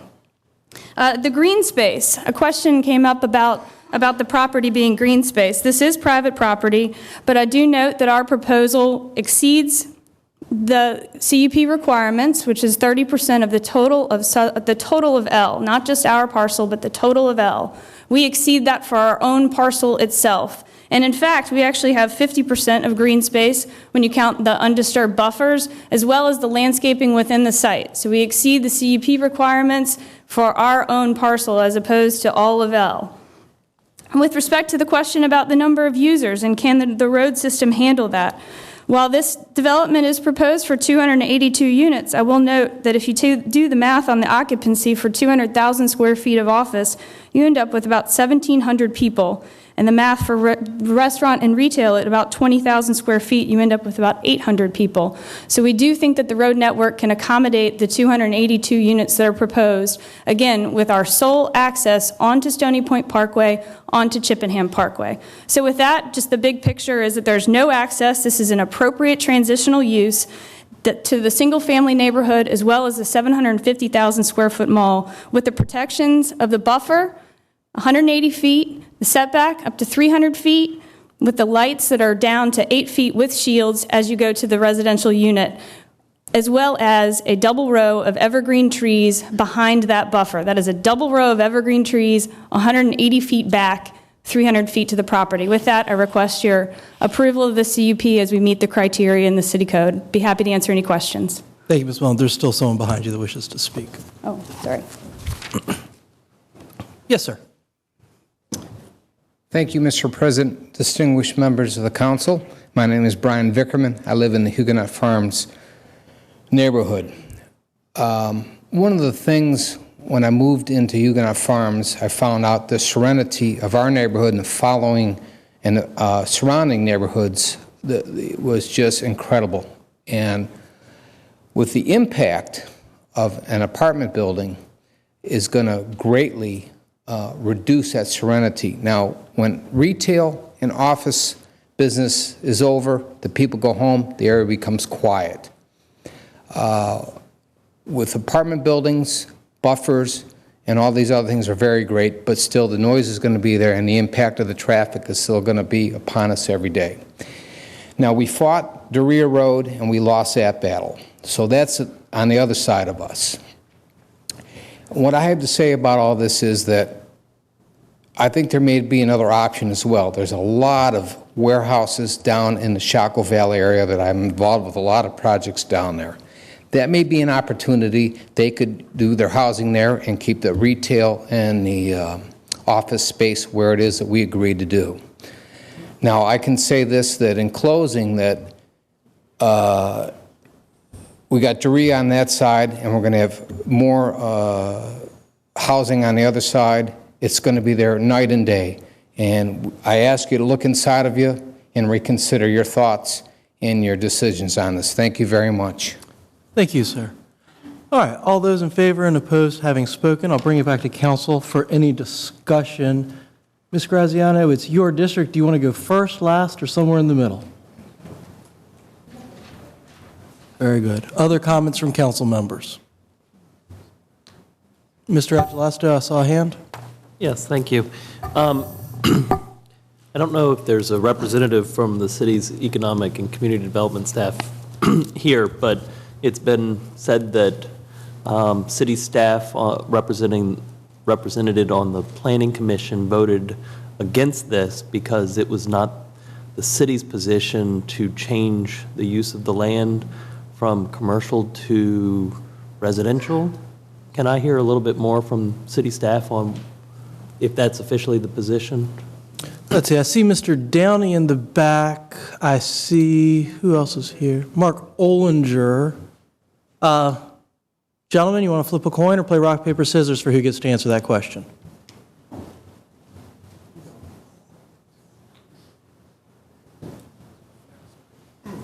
Mr. Downey. Hi, Lee Downey, Economic and Community Development. I think what you're referring to is we did at the time, from Economic and Community Development, we expressed one concern over the type of office that's represented by the office space at Stony Point, and had mentioned that we, in our inventory of office space, we did have the need for different types of office space, and that Stony Point represented a more suburban type of office space than what we see in a lot of the city. So that was our comment towards the discussion. But we have worked with the planning staff, and I don't know if Mark may want to come up behind me, but I think that's what you're referring to, is when we talked about having some suburban type office space, and that represented the option for that type of space. Thank you, Mr. Downey. Other comments by council members? Okay. Mr. Agelasto, was that more to the... Not to the ECD staff, no. But in terms of this deed restriction that we've been provided, has this been added to the conditional use permit? Is there somebody to speak that this will be implemented? I understand that the only resident, or one of the residents that spoke in favor, requested that this was added, and I'm just curious if that's included in the package and how that relates to this utility easement. Can the utility company put in a road on their easement through the property? Are you talking about the Dominion utility easement? Correct. Well, they've got a right-of-way that's been there for the power easement that goes through the property at all times, so I don't think there's been any change in that use of that easement, whether before or after this approval for this request. So I don't think that makes any difference. They certainly haven't done anything different on that property since we made application, nor have there any other future plans for that. With respect to the deed restriction, we've committed to those neighbors. It's a private agreement between us and the neighbors that goes above and beyond. The CUP specifies that there shall be no access. The document you have says there's no access. In addition to that, we're going to put restrictive covenants, which is enforceable by them, to say there will be no access. So they don't have to rely on the city. The city can change it all they want. There will be no access, no matter how the CUP ever gets changed in the future. And that was what we have as a private agreement. So we've agreed with Mr. Peden to have that on the property for their benefit. So regardless of the CUP and any change in the future. Okay. Thank you. All right, anyone else? Mr. President. Mr. Hilbert. Thank you. The stormwater management issue that was addressed, I think the neighbors brought up that they're not getting a response on that, and I'm wondering here if utilities or someone with the existing, it sounds like the mall was creating some issues for them, and I was trying to find out if we could get that issue addressed for the folks that were complaining about that, because I believe the city had approved the stormwater management plan. So I guess I'm looking for the controlling legal authority on that to address that, whether that would be the Department of Public Utilities trying to address these stormwater management issues with the current owners. All right, well, let's start with Mr. Jackson. And Mr. Jackson, do you need Mr. Hilbert to clarify the question? If I understand it correctly, I think you are correct that it would be the Department of Public Utilities, and specifically the Stormwater Division, that would approve at some point during the development process any provision that's made on this site for stormwater management. And it would be done by that group. So that would be the entity to which someone should address a complaint in that regard. I was speaking as to the new development. As to old development, that becomes a more complicated question. It may involve some combination of both public rights as well as private rights, and it would really require an analysis of the situation of each landowner. Okay, thank you. Thank you, Mr. Yes, Dr. Newbill. Just a couple, thank you, Mr. President. Just a couple of quick questions. There was a reference to this buffer being somewhere between 100 and 180. Is the buffer actually 180 feet? That's one question. Just wanting to be clear that there is a setback, and is that actually 300 feet? And then the third question, I'm understanding from the comments that the proposed project is within 500 feet of the James River, and are there any implications for this project, not dissimilar from some of what Mr. Hilbert raised about runoff, et cetera, et cetera? Sure. Mr. Conlon, I'm going to actually have Ms. Markin, All right, fair enough. if you don't mind. I don't know.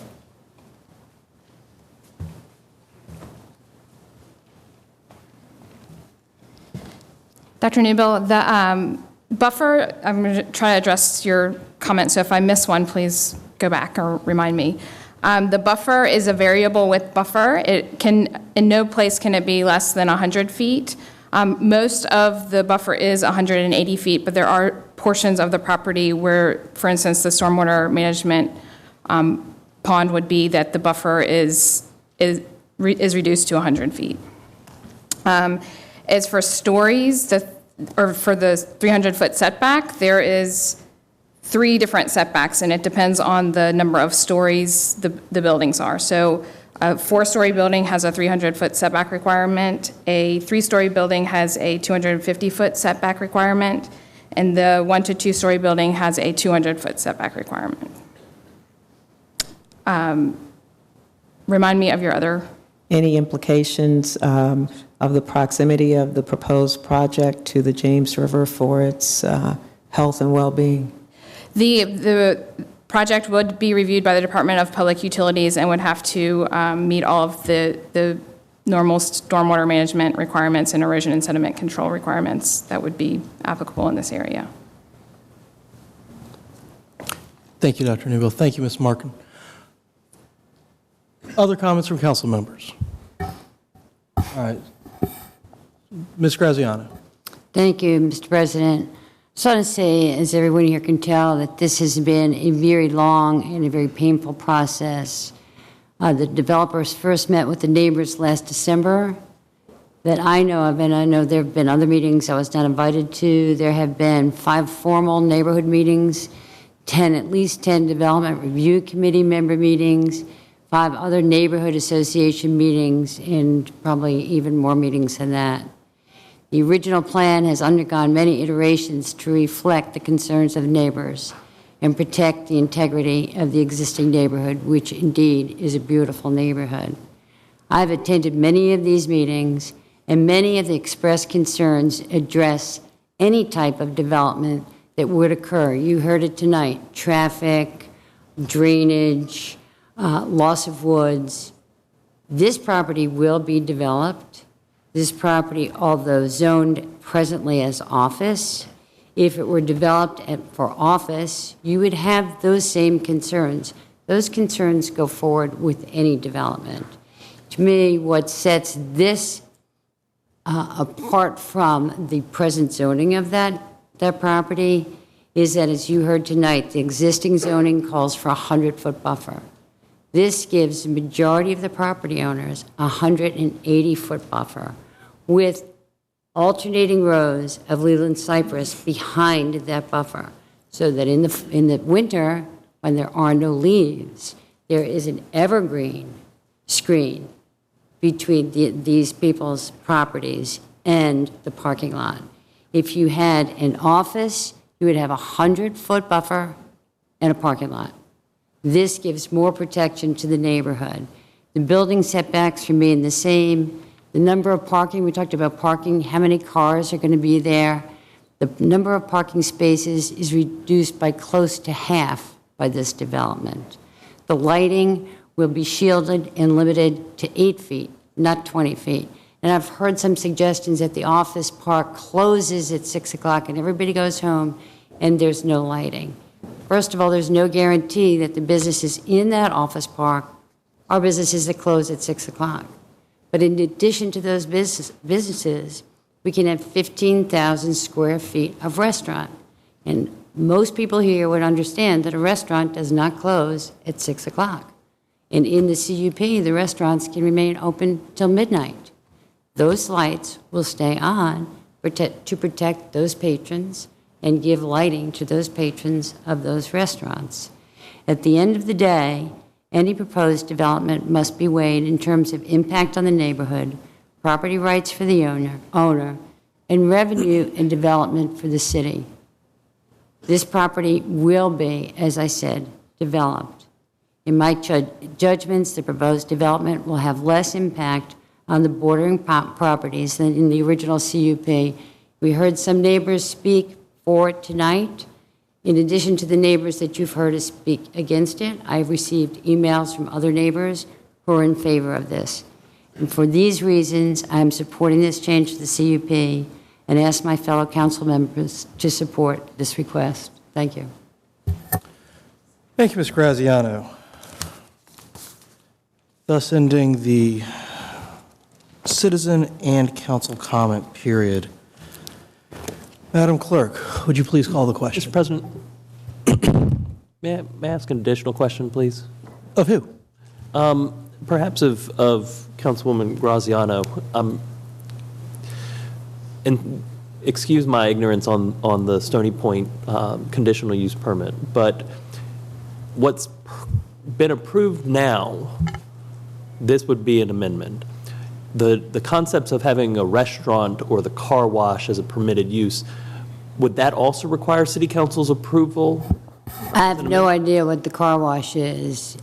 I'm sure it's not a car wash that you're washing driving your car through, it's probably a hose, as they have in some facilities where you can wash your own car. In terms of the restaurants, if this does not pass, if the present CUP zoning remains, then yes, there'll be 15,000, I'm sorry, I said 100, 15,000 square feet of restaurant allowable. That's the way it's set up right now. So the information about the existing designs with office space, that could be amended without council's approval under the conditional use permit? Right now, if it remains the same, they may have 200 square feet of space occupied by offices and allowing for such uses as delis, takeout food shops, health clubs, and fitness centers, and an additional 15,000 square feet of restaurant, and I think it's about 5,000 square feet of retail. That's what's there right now. Thank you. Does that answer your question? Thank you.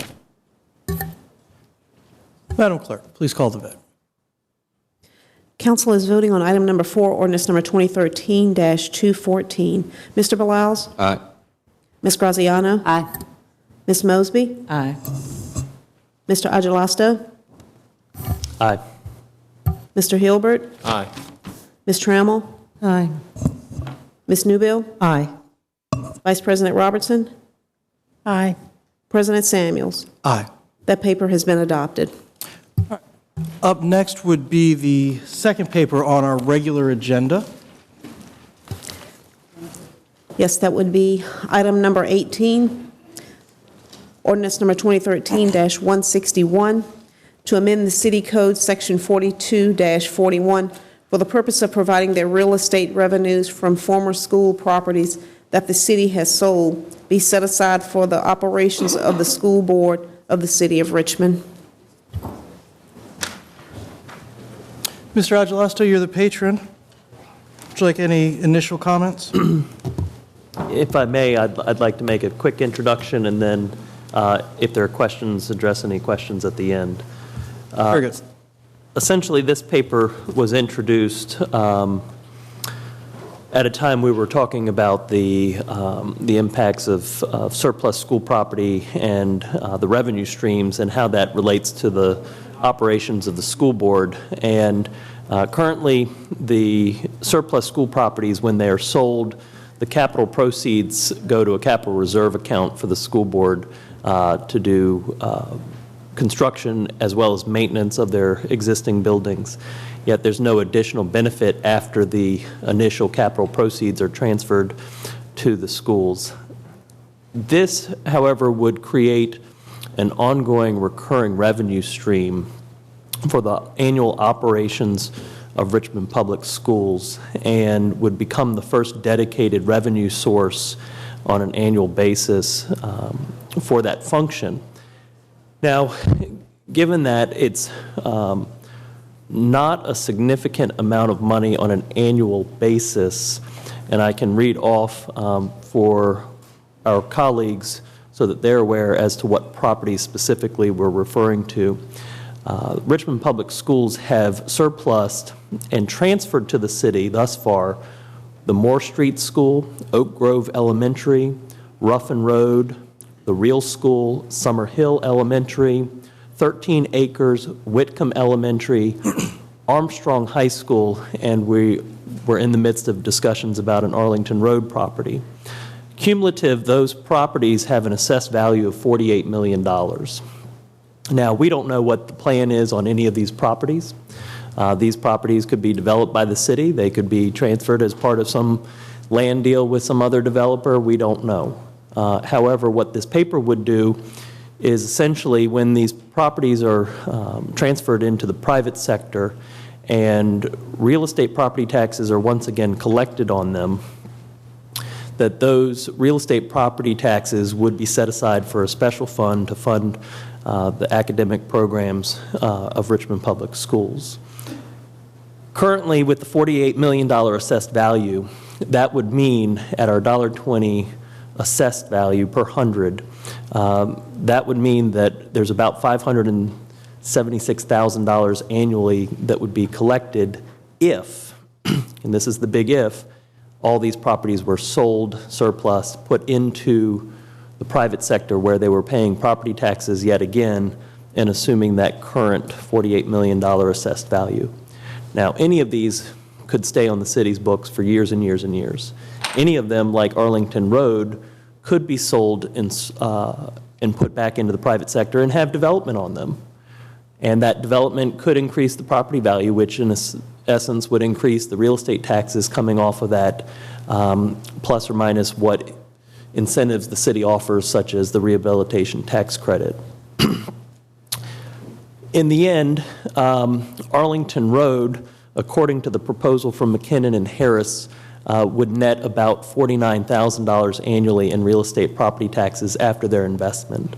They've also, in their forecast, say that the city will receive $39,000 annually from their machinery and tools tax, and then there's also additional B-pole taxes that would come online as a result of their taking ownership and putting into the private sector this surplus school property.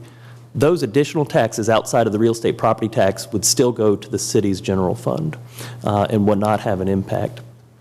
The fiscal impact going forward in the future on this currently cannot be forecasted. We don't know the property values. We don't know when the city is going to sell the properties. However, it makes it a very easy system by which the Richmond School Board and the city can estimate the revenues because they're based on the annual assessed value, which are published annually in the land book. Therefore, it becomes easier to know how much money would be set aside and to budget accordingly. As you know, in our last budget cycle, the City Council made budget amendments of about $500,000 to cut departments and increase funding for public education. And I highly commend that, and I think we're all doing the right thing in putting priorities on public education. This simply would begin to set aside a very small amount of money in that effort. I've heard a lot about, well, we want to hear the plan, we want to know what the school board priorities are. That's great. City Council's role is to make sure that there's adequate funding, and this begins to address the funding equation. With that, I'd like to offer it to public comment or to my colleagues if you've got questions. Thank you. Are there those here in the audience tonight that are in opposition to this paper? Seeing none, are there those in the audience? Yeah, my name's Chris Dorsey. I'm opposed to really anything this body does, but I find it ironic that that this paper is being put forward after the transfer at a theft. It was a theft of the most valuable property that the Richmond Public Schools own, and you know, it's a deal that I guess, you know, a good time has gone by. That's the Redskins Bon Secours deal where West Hampton School was just given away. It's, you know, it's a theft of taxpayer dollars. I don't think anybody can debate that. So why are we concerned now? And just judging from, I mean, I just always, you know, come in on the tail end of things, but it seems to me that everything this body does is through, you know, amending against whatever code or statutes already in place or pushing forward some sort of special use permit. So what's to stop anybody from doing that if this you know, a piece of legislation is passed through?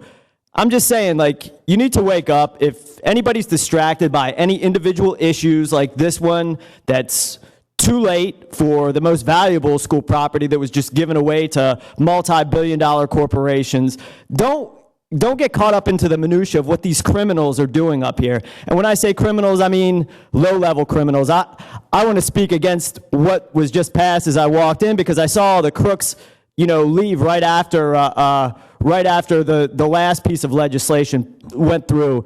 But don't get caught up in each individual minutia of what these people are doing up here because all they're doing is stealing your money. That's it.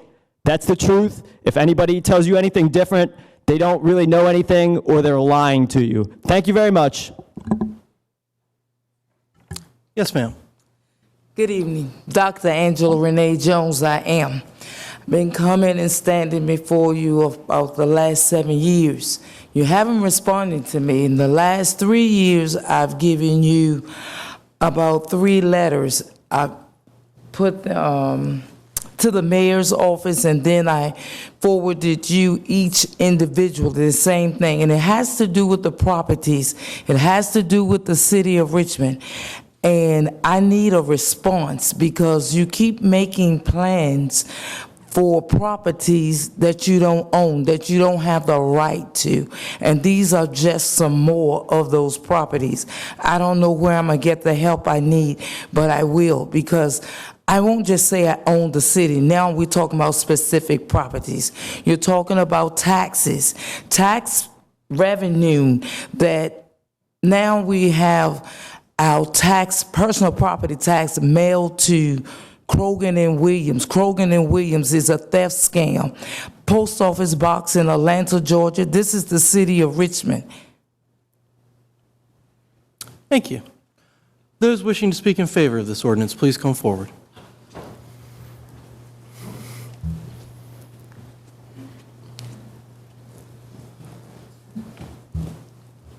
Good evening. My name is Kimberly J. Jones. Good evening, President Samuels, Vice President Robertson, and members of City Council. As the voting resident of the 6th District, I would first like to thank you for your time this evening.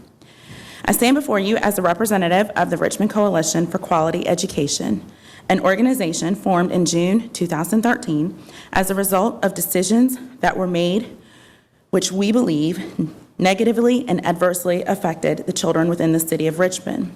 In the months following its conception, Richmond Coalition for Quality Education has determined to fight for the success of all RPS students.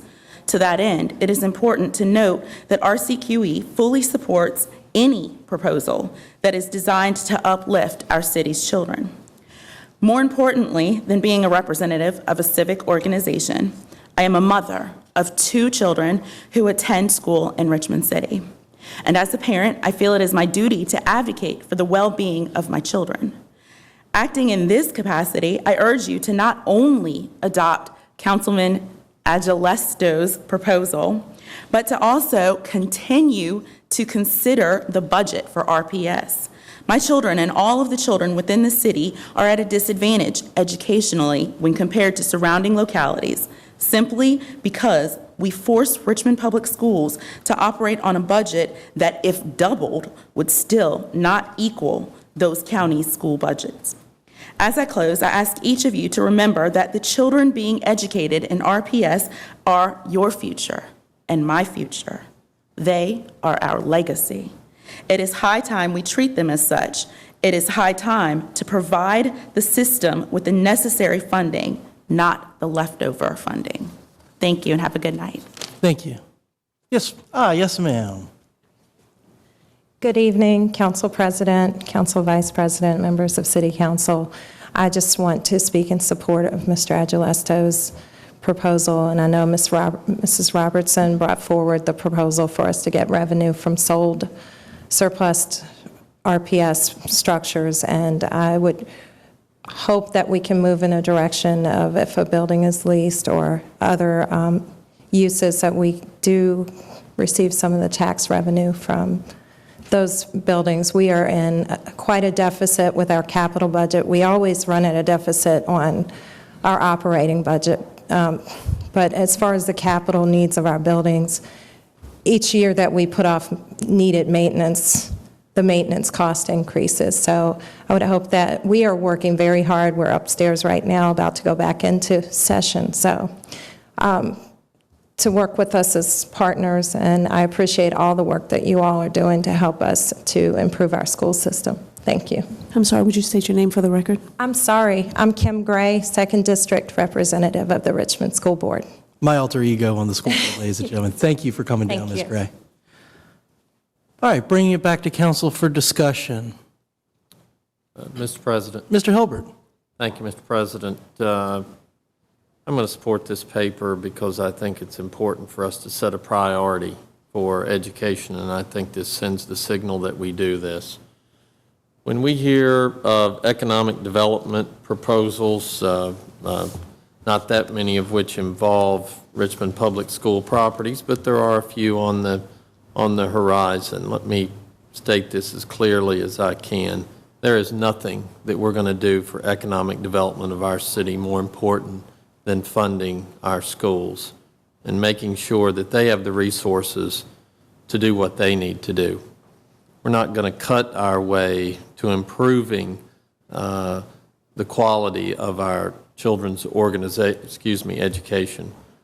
Now, we as the funding source for a substantial portion of Richmond Public Schools have fiduciary responsibility, and certainly more dollars is not going to ensure that everything will improve. We do spend resources on a per capita basis or per student basis that's pretty high.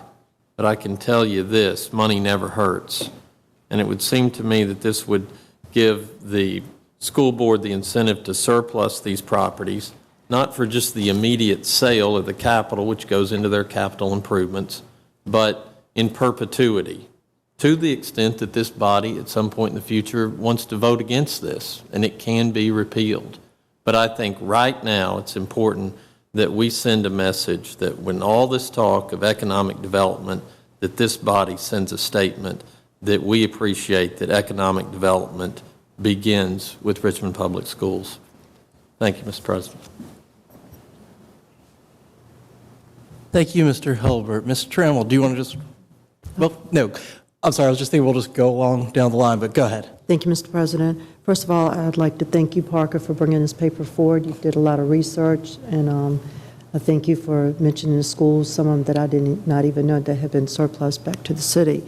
And also like to thank the speaker and also Kim Gray, the school board member who took her time to come here tonight to express her feelings that this is something that we need to pass. We need to help the schools, and anything that we can do to help them in the classrooms with those teachers and those students and those children, we need to do that. So I support you. Thank you. Thank you, Mr. Trammell. Ms. Mosby. Well, I guess that makes me the oddball here. I do support the paper. I just can't support it today. And the reason I can't support it today is because I have a 23-year-old daughter.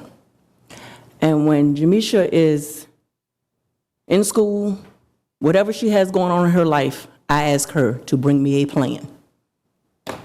The Bible tells me to write the vision and make it plain. So I'm not understanding how we can be angry with the administration about a baseball plan, and yet we not want to see something that says, this is how we're going to educate our children. I'm not trying to tell the school board how to educate them, because that's not my job. But I do believe that as the council person, I should see something.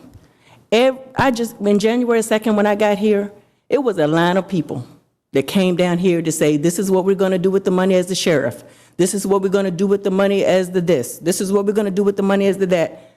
All I'm asking for is a plan.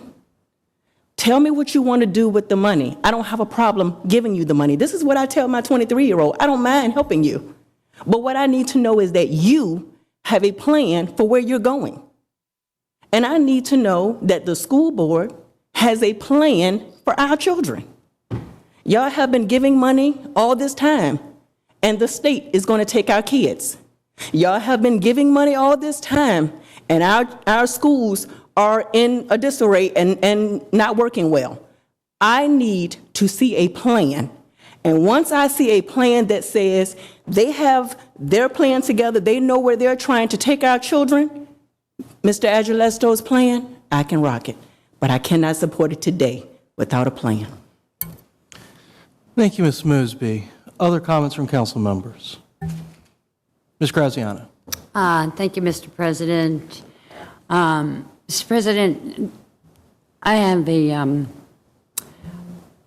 problem with this bill in that this I'll start out. Mr. Agilesto said in the beginning that these are not significant dollars that we'll be using. But as I sit around the table at budget time, It seems to me every dollar is significant. But that notwithstanding, we always have the ability to fund any priority in our budget as we choose. I'm opposed to a policy, any policy, which removes the job, our job, of council to set and fund priorities each year, and removes the revenue at the same time from the general fund to pay for priorities of us, or a council before us, or a council before that.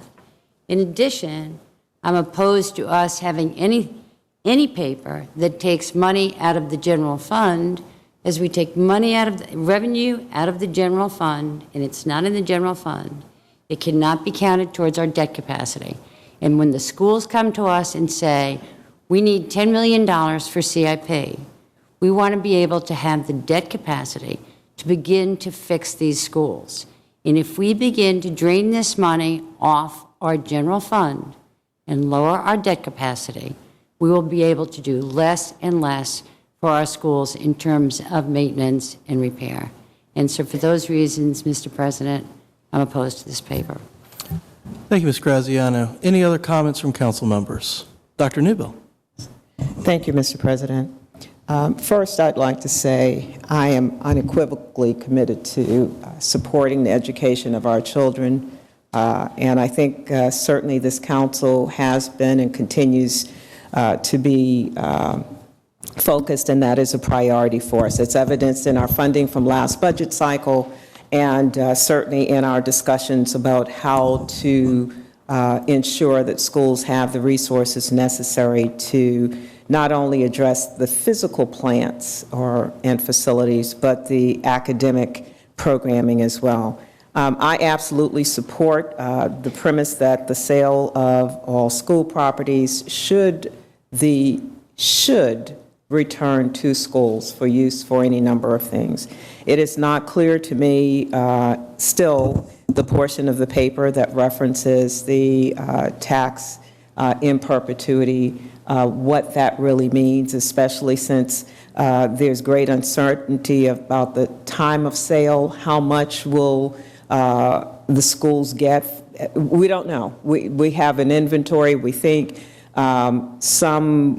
we don't have a sense of timing for sales, so that if our goal is to make sure the schools receive the resources it needs, and that is a goal for me, then I would like us to be very strategic and thoughtful, A, about what the needs are, and B, how we come up with those dollars, whether it's for the academic programming or for new construction or for maintenance of facilities, et cetera, that we are committed to finding those dollars. It's not clear to me, and I appreciate the effort, because I think all of us have been working to figure, where do we get these dollars? It's just not clear that this gets us there.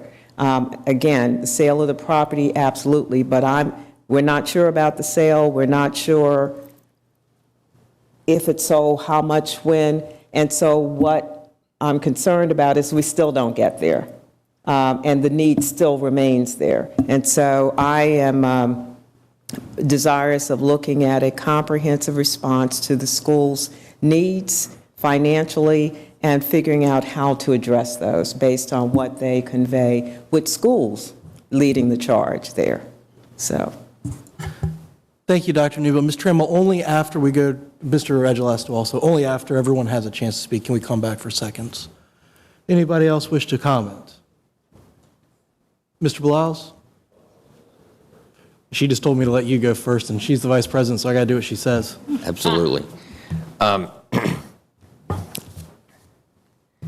understand the intent of this paper. I think it's a little off the mark for a couple of reasons.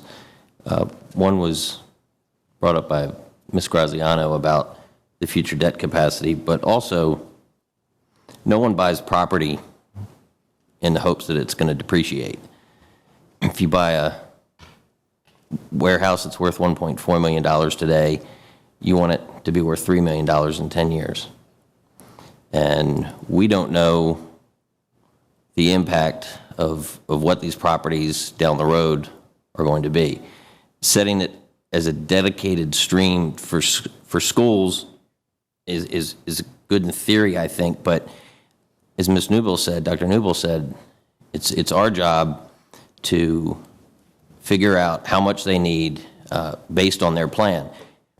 And we all just saw on the news a couple hours ago, the school board has released, apparently tonight at their meeting, a plan of spending priorities, and we don't know what they are. I'm a little concerned about the money dedicated going to operations instead of capital costs with $110 million of capital needs. If we can fund extra capital projects, we need to do that through the regular budget process. And I think the new superintendent is ostensibly going to be hired in the next 30, 45 days. And we're going to have a sense of who we're dealing with and what direction that superintendent wants to take the school system. Excuse me. We know the board has been working incredibly hard for the last 11 months. We know what kind of board we're dealing with, and I'm very comfortable with their attention to detail, the number of audits that they've had issued that the new superintendent will come in and hopefully address and start realizing savings. I think the onus is on us in the budget process to do that. And I agree with Ms. Mosby that without a plan at this point, I just don't think it's the right time. Thank you, Mr. Bilals. Vice President Robertson. Thank you, Mr. President. I had hoped that we would continue this paper. And the reason why is because I really do believe that it's time that we look seriously at the needs for educating our children. The fact that we have 13 schools that are subject to state takeover, the fact that we have only one high school that is accredited at the present time, we have only one middle school that is accredited. We have several of our elementary schools that are not accredited. There's been a significant investment in dollars and public improvements to build new schools. We have built schools and in the process of building schools. And so this city will never be the city that we want it to be if we do not have a great public education system. And it is a high priority for me for many, many reasons, but primarily because of the number of children that go into our school system that don't come out as graduates, that do not come out reading to grade level. I have had many, many conversations with lots of different people of interest in education. And since we put in a request to work with the school system, and I want to make sure that that's clear, by no means does the paper that has been before us, that has continually been continued, suggest or remotely imply that council is interested in putting together a plan for the school board system. That is, there's no interest. What the interest has been expressed is that a 3-year academic achievement plan with a budget for operation and capital, that this council wants to work along beside them to understand everything that is needed for that process, for them to adopt their plan, their commitment of how it will be done. And I know that there's a lot of work that's being done. I know there's a lot of additional work that will be done as it relates to achieving that. At the present time, that work has not been completed. And I don't, as far as I know, in the past year, we've put forth an effort to put special funds into special accounts for the sake of achieving excellence in Richmond Public Schools system. No, I do support. The funding should go directly to the school system. The school system should make a commitment as to how they're going to educate our children. and that our schools will be accredited, and we should support that effort, both operational and capital. Today, we haven't reached that point. It has been suggested that there's a body of council members and school board members that meet on a regular basis and have these discussions. I support that 100%. I believe that the school board wants the same thing that city council has, but we have not come to the table to make that a reality. I would like to know that a child that is going to Mackie Walker will have an opportunity to MLK will have an opportunity to go on to accredited high school that's in their neighborhood. We can't say that.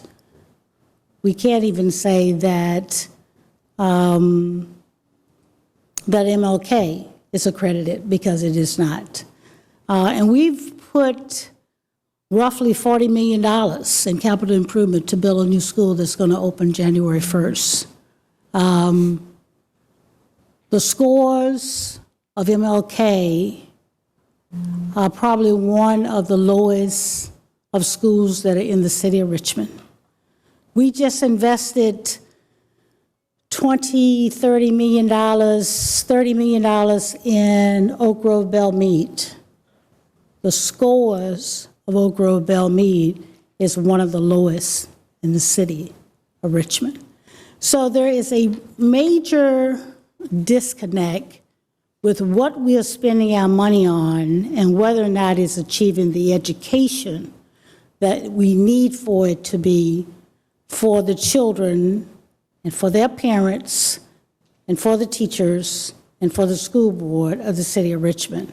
And I would like to just get that straight, just get it on the right playing field. I will be the first to have no opposition to making whatever necessary cuts that are needed. We introduced a paper earlier that would actually appropriate $5-7 million a year extra for schools. Of course, the administration made us aware that that's going to cause a problem for us as far as debt service. And, you know, I plan to withdraw that paper for that reason, because I don't intend to put a paper on this, through this legislative body, that create a greater negative impact that don't help us to move where we need to go. But we've asked the administration for an alternative way with the same intent of making sure that we're providing adequate funding for quality education. I would like to know that the school board support us in economic development of the building that we have not been able to get surplus, that we have a developer in hand who's ready to develop this land, that we cannot get the land surplus to us. I would like to know that we can move forward with the continuation of Highland Grove, where we've adopted a budget for a school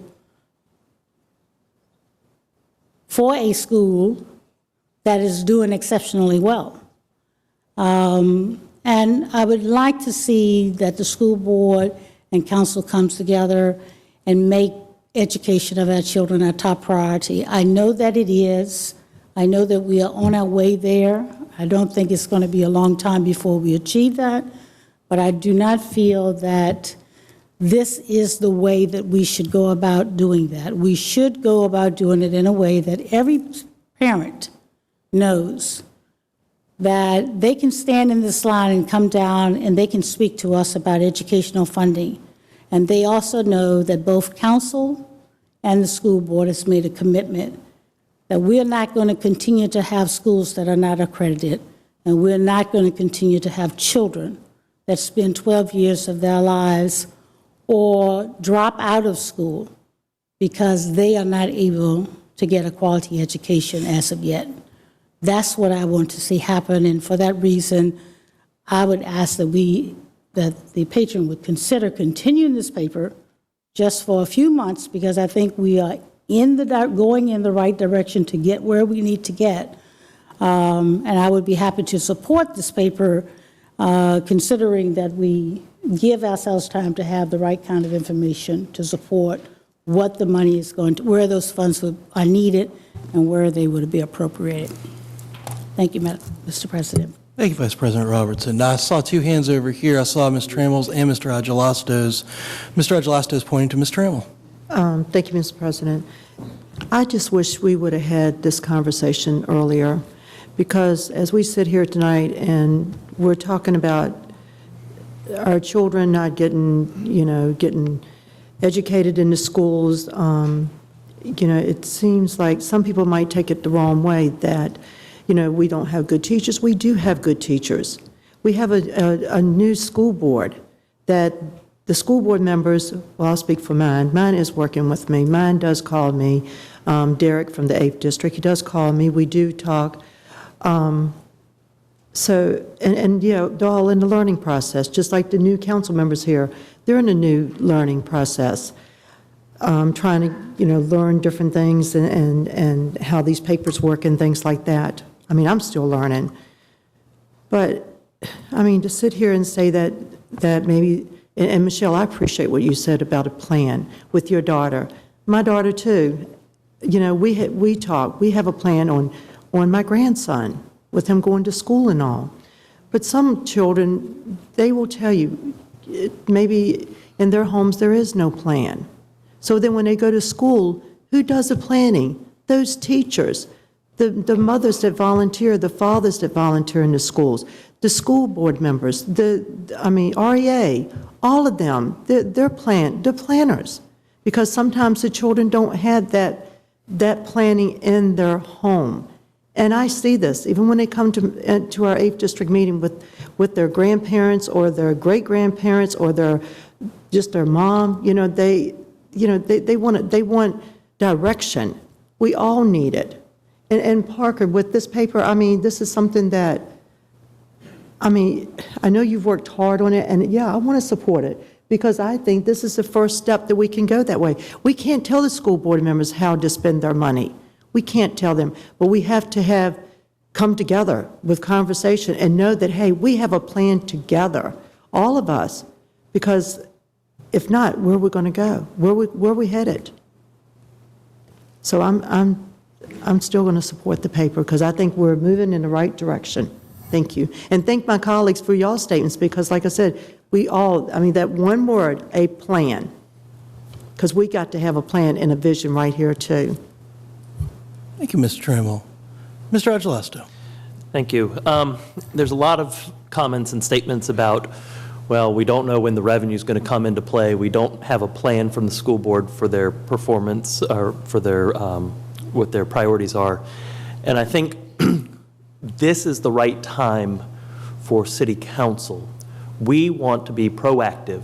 We don't want to be reactive. When you're reactive, your back is against the wall and you're in a less strong position.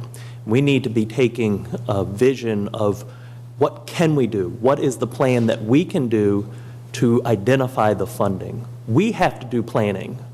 The school board is doing their planning, absolutely, but we, council, have to plan for funding our schools above and beyond where they currently are today. I look at the data that comes out of our schools. I look at the fact that our kids are in classrooms with one teacher and 26, 27 kids. That's not what the standards of learning are asking and requiring of our students. We are needing more teachers, more resources. We know this. There's no denying this. So why should this body wait to take a little step, this step, and we don't know when this money will come into play, but we do know how many buildings have been surplused, and that's limited. It's not like we're going to go build new schools just so the school board can surplus them back so they could get more revenue. That's not happening. There are 8 properties, I believe the number is. It's finite. The growth in that revenue projection is only going to be growing when the rest of the city's coffers are growing too, because that means the economy is thriving, that assessments across the board are going up. Therefore, more money will be coming into the city's budget to deal with the bond issuances and to deal with the debt limits. That's going to happen as all of the revenue goes up. It's going to be mirrored We're not going to leave the school board behind underfunded. That's the difference. If the city's revenues grow, this will allow the school board's revenues to grow on a very small level. It's clearly not going to fund their entire school budget. And frankly, based on $48 million in a projected assessment and 1.220 cents on the 100 assessment, you're talking $576,000 that could potentially be set aside in the special fund for the operations of the Richmond Public Schools, and that is less than 0.1% of the city's budget. I'm hearing y'all say, I want a plan for this, and I want this. It's 0.1% of the city's budget to be set aside for the specific use of Richmond Public Schools. That should not be a difficult decision for any member of this body. And I think we do need to start making a plan to fund the schools regardless of what the school board's plan is for the academic performance of the schools. We, this body, have to make that decision now to be committed. I've put forth a proposal. I know Vice President Robertson has put forth a proposal. Where is this body's plan? And let's not be reactive. Let's be proactive and take a stand and support our school board. Thank you. Thank you. Any other member of council wish another bite at the apple? Yes, Mr. President. Ms. Mosby had her hand up first, Mr. Hilbert, but then I'll come back to you. Thank you. I would just simply like to say, I think we all agree on the funding of the school. I don't think that you have anyone on the council that doesn't want to assist in the education of our children. I don't think that that's by any means the argument. I don't think that, and I can speak for Michelle, she's usually not reactive. There's not too many people that would know me that would think I'm reactive. Like I said, I do things in a plan. I get a car loan. They want to know what kind of car I'm buying. You get a personal loan.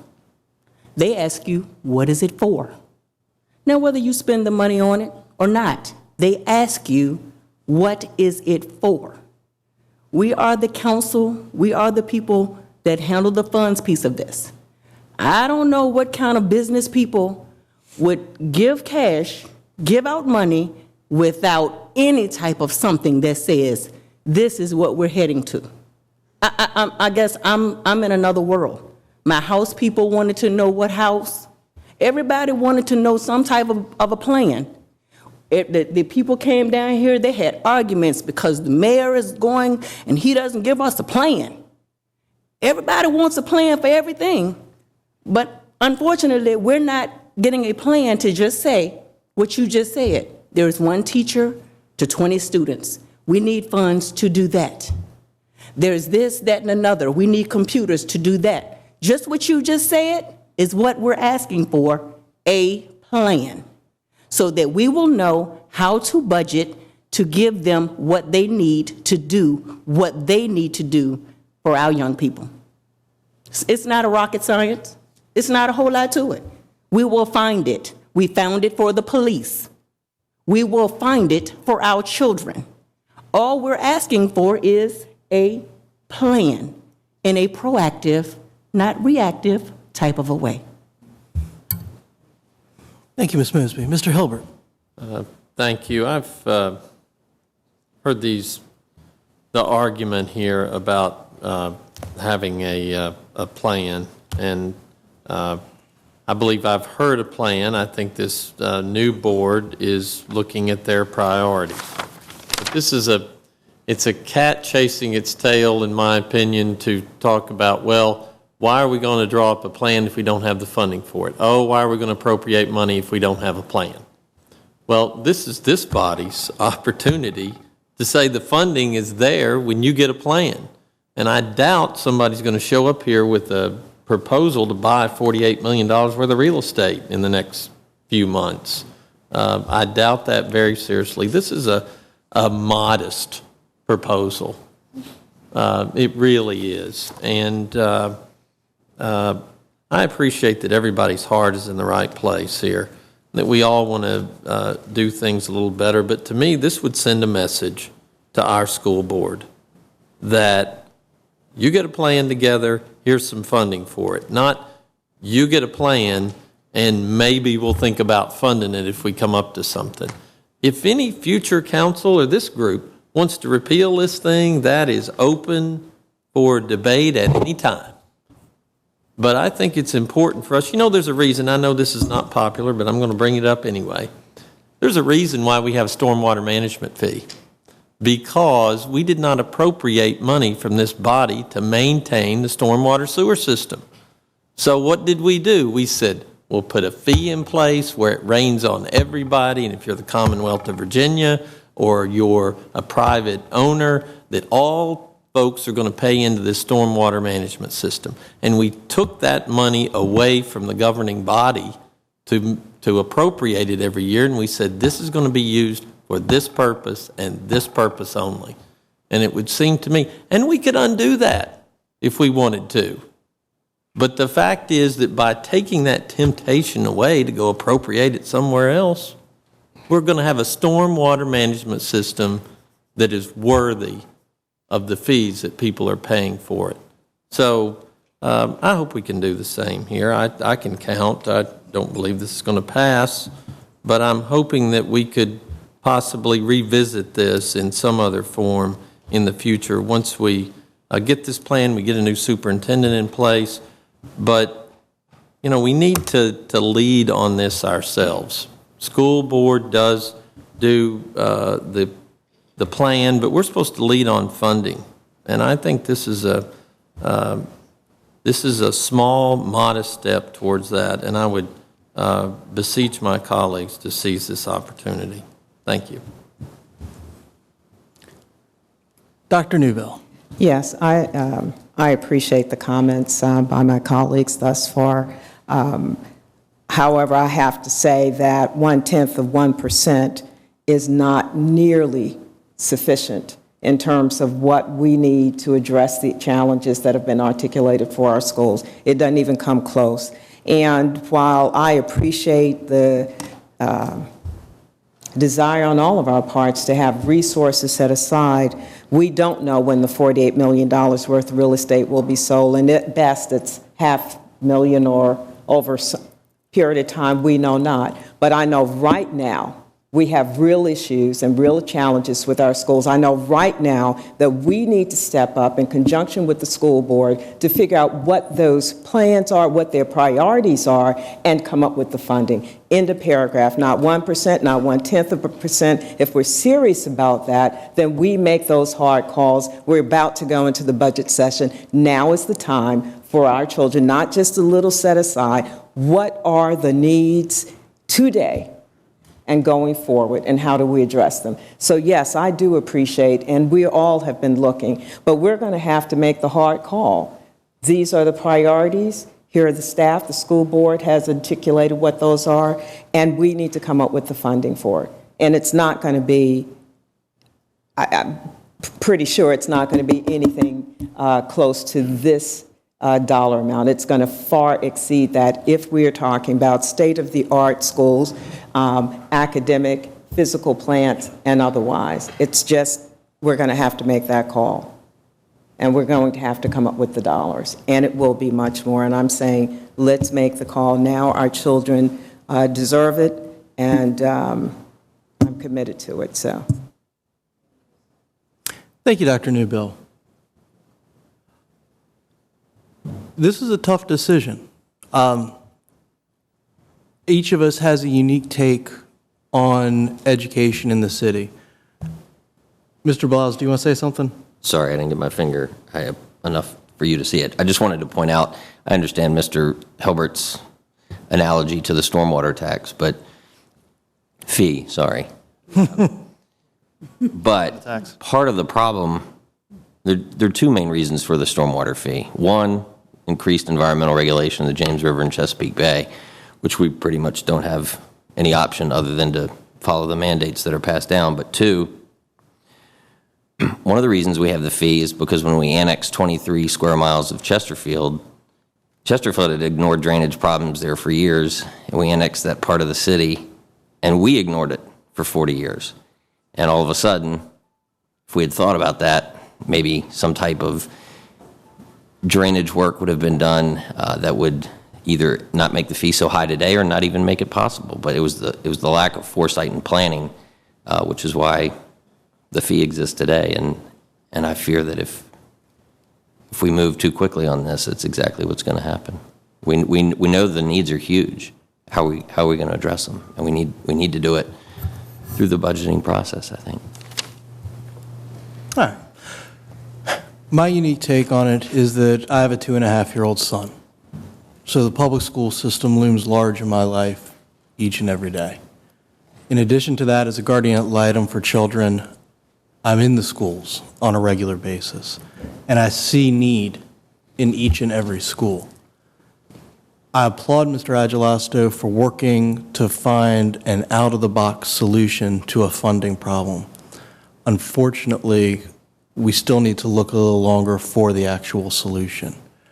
The issues regarding our bond rating are real. We just got an upgrade.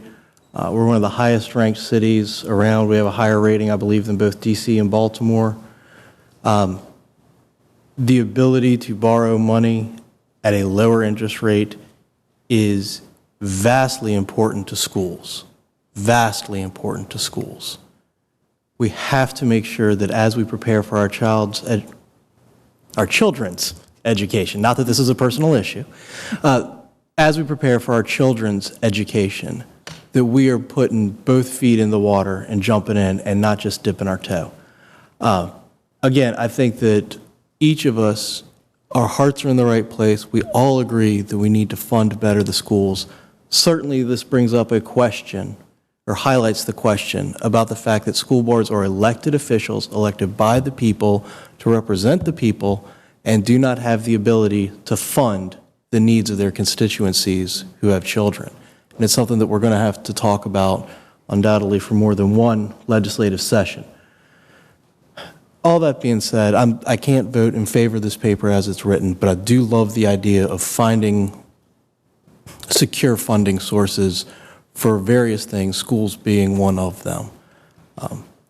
The nice thing is, because of this paper, it's put us all on the record to our constituents about the importance of appropriately funding the school system. And it means that when it comes time for the schools to develop and to provide us with a copy of their budget to be included in the mayor's proposed budget, we know that we have the work cut out for us to figure out how we can appropriately fund the schools. Because unfortunately, all the school board can do is ask. They don't have any authority to take. Madam Clerk, please call the roll. Council is voting on item number 18, ordinance number 2013-161. Mr. Beliles? No. Ms. Graziano? No. Ms. Mosby? No. Mr. Agelasto? Aye. Mr. Hilbert? Aye. Ms. Trammell? Aye. Ms. Newbill? No. Vice President Robertson? No. President Samuels? No. That paper has not been adopted. All right. Moving on to the next paper on our regular agenda, please. Next would be item number 26, resolution number 2013-R202, to reverse the decision of the Commission of Architectural Review, which denied a certificate of appropriateness for replacement dormer windows on a house located at 2200 Monument Avenue. This was a paper I put up by request. Regardless of my opinion on the facts of this case, I do believe every citizen has the right to appeal a decision of an appointed body to their council. Just as I believe every citizen has the right, based on whatever happens at a council, to appeal it to the circuit court. This is a situation of vinyl windows. It's also a question of whether or not the timing was appropriate, whether or not the bits around the window remained in place or were removed inappropriately. Each council person, I'm not asking for you to vote with me or against me. It's a conscience question. Just vote your conscience on this. I will happily abide by whichever way this vote goes. Are there those who wish to speak in opposition to this paper?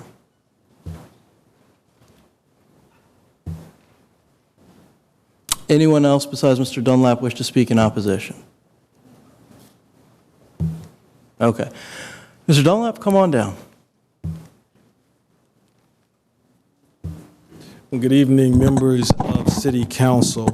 What I'm going to do, first of all, I mentioned earlier when I spoke that this is not necessarily an issue of whether or not the windows were vinyl or not, because the fact of the matter is if those windows were designed in the way that they have been designed and they were wood, we still would have, I believe that the commission still would have ruled in the same way that they did, which was to deny the application.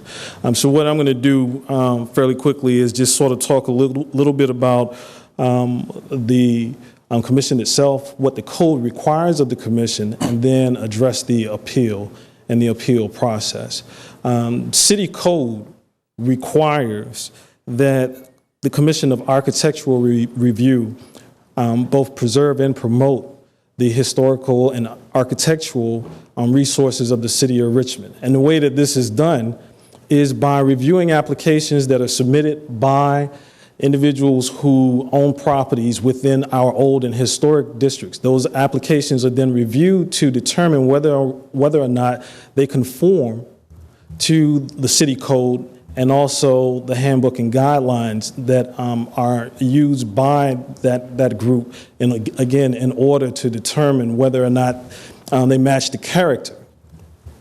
In this particular instance, and during our meeting in July, the applicant's case was heard and it was denied, and denied again because it did not match, the replacement windows did not match the character of those that were replaced. The applicant then, as all applicants do, have the opportunity to appeal the decision of the Commission of Architectural Review.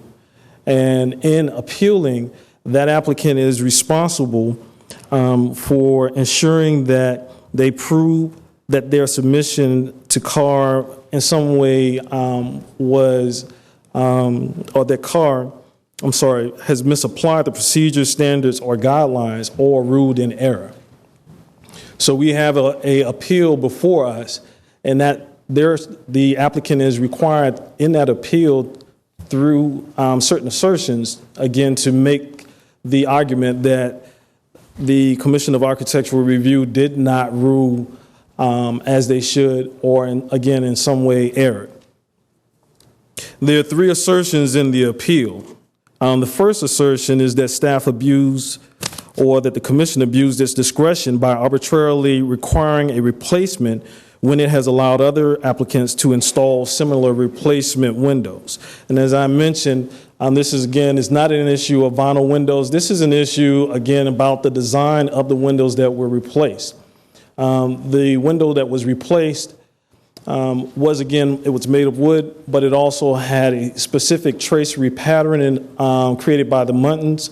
It also fit properly into the opening, the arched opening, and the replacement window did not. It was actually a rectangular window, double hung, 6 lights that was mounted to the opening rather than placed within the opening. The second assertion was that the applicant asserts that the replacement windows match the original. And just before this session of council started, I provided a second copy of the presentation. And if you turn to the third page, there is a comparison review or comparison view of 2 properties located in that same block. There's a property located. Your 3 minutes are up. Do you want to give a little bit extra time to make sure that we get all the information from both sides? Mr. President, Please. I move that we suspend the rules. All right, I'd be happy to do that. Thank you. Okay, I will. Sorry, Mr. Make it I have to treat everybody the same. I understand. I'll make it quick.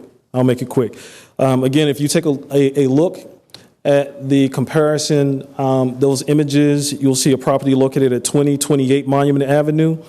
The windows that you see there in the dormers are the type of windows that were replaced. If you look at the picture just to the right, for 2200, the rectangular window at 2200 Monument Avenue does not, in fact, match the windows in the first image. The third assertion that was made was that the windows were out of view, and therefore the Commission of Architectural Review was acting improperly when they reviewed, because, of course, then there was the thought that because you can't see the windows, there's no reason for the Commission of Architectural Review to be concerned. That is not the case. Because the windows are clearly visible from several vantage points from the public right-of-way. And the city code clearly establishes that architectural features, which include the art style itself, the design of the exterior to include which windows, doors, light fixtures, signs, and other appurtenances in public view should be reviewed for appropriateness by the Commission of Architectural Review. So in that light, I would ask that you uphold the decision by the Commission of Architectural Review and deny the appeal on the grounds that they have acted as required by the code. And if for some reason you find that they have not, then it's a little different situation. I'm here again, along with a couple of my staff members who serve the Commission of Architectural Review and can answer any questions that you may have about this case. Thank you very much, Mr. Dunlap. Yes, ma'am. Again, Dr. Angela Renee Jones, and I'd just like to say this is one of the properties on the list that you don't have the authority to continue to squat on or make decisions. And that's because you believe... I own it. You own it, okay. Thank you. All right, are there those who wish to speak in favor of the paper? Good evening. My name is Silver Persinger. I'm speaking in support of resolution number 2013-R202 to reverse the decision of the Commission of Architectural Review, which denies certificate of appropriateness for replacement dormer windows on a house located at 2200 Monument Avenue. I think something very interesting just happened. You asked for people who wanted to speak in opposition to this, and there were only two people. One of them was someone in the administration and a citizen who says she owns the property. I remember when this paper came before you all before, and you had a line full of people who lived on Monument Avenue speaking in opposition to this proposal to reverse. Where are they tonight? I think either something is percolating which is to their satisfaction. Mr. Samuels, you referenced something in the informal session, or where you thought some deal was being worked out with the Historic Richmond Foundation. If you could alert the public of that information, that would be helpful. I think there's a lot to be said by the fact that those people from the neighborhood aren't here tonight, so I would urge the council to vote to support item number 26 on tonight's agenda. Thank you very much. Thank you, Mr. Persinger. Yes, sir. Good evening. I'm William Stryker. I actually am the owner of 2200 Monument Avenue. I purchased 2200 Monument in 1980. At the time, I was applauded by members of the neighborhood for being willing to take on a project of taking what were at that time church offices and converting them back into a single-family home. During the following years, I have replaced a brick wall along the alley, which had been torn down to make parking for the offices. They had removed a fountain and a large tree, I'm told. I've replaced columns in the front of the house to hold up the second floor porch. I've restored over 40 pairs of shutters to the windows. I've rebuilt decorative railings around the wraparound porch and around the roof. All of these fairly major projects, I never had to have permission to do.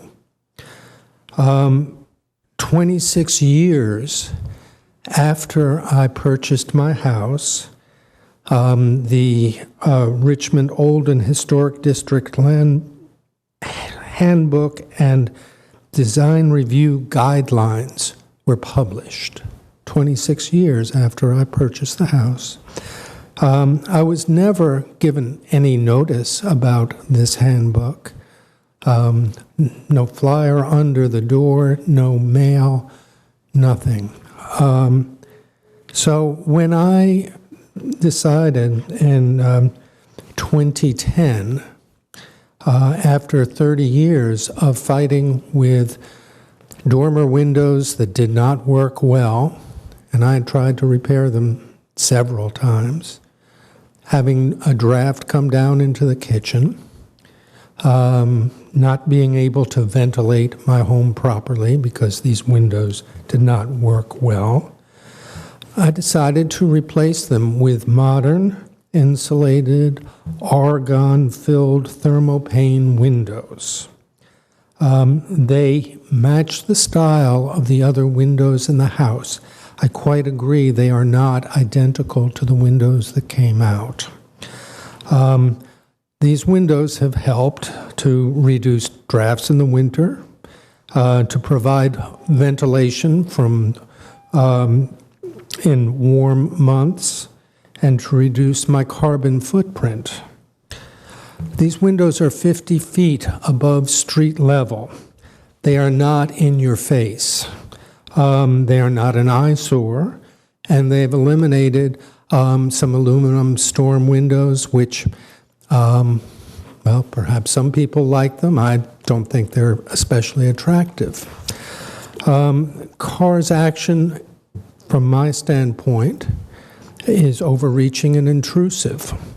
My replacement dormer windows will not bother people who come to Monument Avenue on the Easter Parade or who run in the Richmond Marathon. Architects with binoculars and zoom lenses, which I assume are the photos that you've had to review, may be able to have an aha moment where they say, those are replacement windows. Well, I'd like to remind all of you that people actually live in these houses, and they need windows that function. Several weeks ago, I submitted a compromise solution to CAR with the hopes that we wouldn't have to come before City Council to get this issue resolved. I asked them to help postpone our coming before City Council. Unfortunately, they have not been able to get a quorum, and I just learned this this afternoon, to appeal to City Council to delay this meeting. I would ask that you reverse CAR's decision, but I would also tell you that I will pledge to return those lacy patterned windows to where they came from. This is a compromise that I have worked out with the Historic Richmond Foundation. They have told me they support this idea, and I would hope that we could just get this resolved and I won't have to come back here again. I hope you all have a very nice Thanksgiving. Thank you. Thank you, Dr. Stryker. Just so everyone is aware, while Dr. Stryker did go over the 3 minutes, I kind of glanced around and got enough head nods to give him the same courtesy we gave Mr. Dunlap, the city representative. Thank you, Dr. Stryker. Thank you. Are there others that wish to speak in support? If there are, please come on down. Yes, ma'am. Mr. Council President, members of council, my name is Jill Joybell Van Sice. I'm a resident of this city. I did not come down here for this. I never heard of this matter until a few minutes ago. I just want to state that I find it outrageous that a man cannot put whatever windows he wants on his own bleeping house. That's all I've got to say. Thank you very much. Yes, Ms. Hook. Good evening, City Council members. My name is Mary Jane Hogue, and I'm the Executive Director of Historic Richmond. And I totally support the guidelines, the CAR staff, the CAR Commission, the reasons why Monument Avenue and other old and historic districts have become stronger, more tax-producing, safer neighborhoods, because as Dr. Stryker said, he was a pioneer, and there was a time when Monument Avenue was boarding houses and offices. So, but I did go to Dr. Stryker along with a staff member and a rehabilitation contractor to be able to speak more efficiently than I could about how much it would cost to return the decorative treasury wood windows. Dr. Stryker was kind enough to allow us in his home.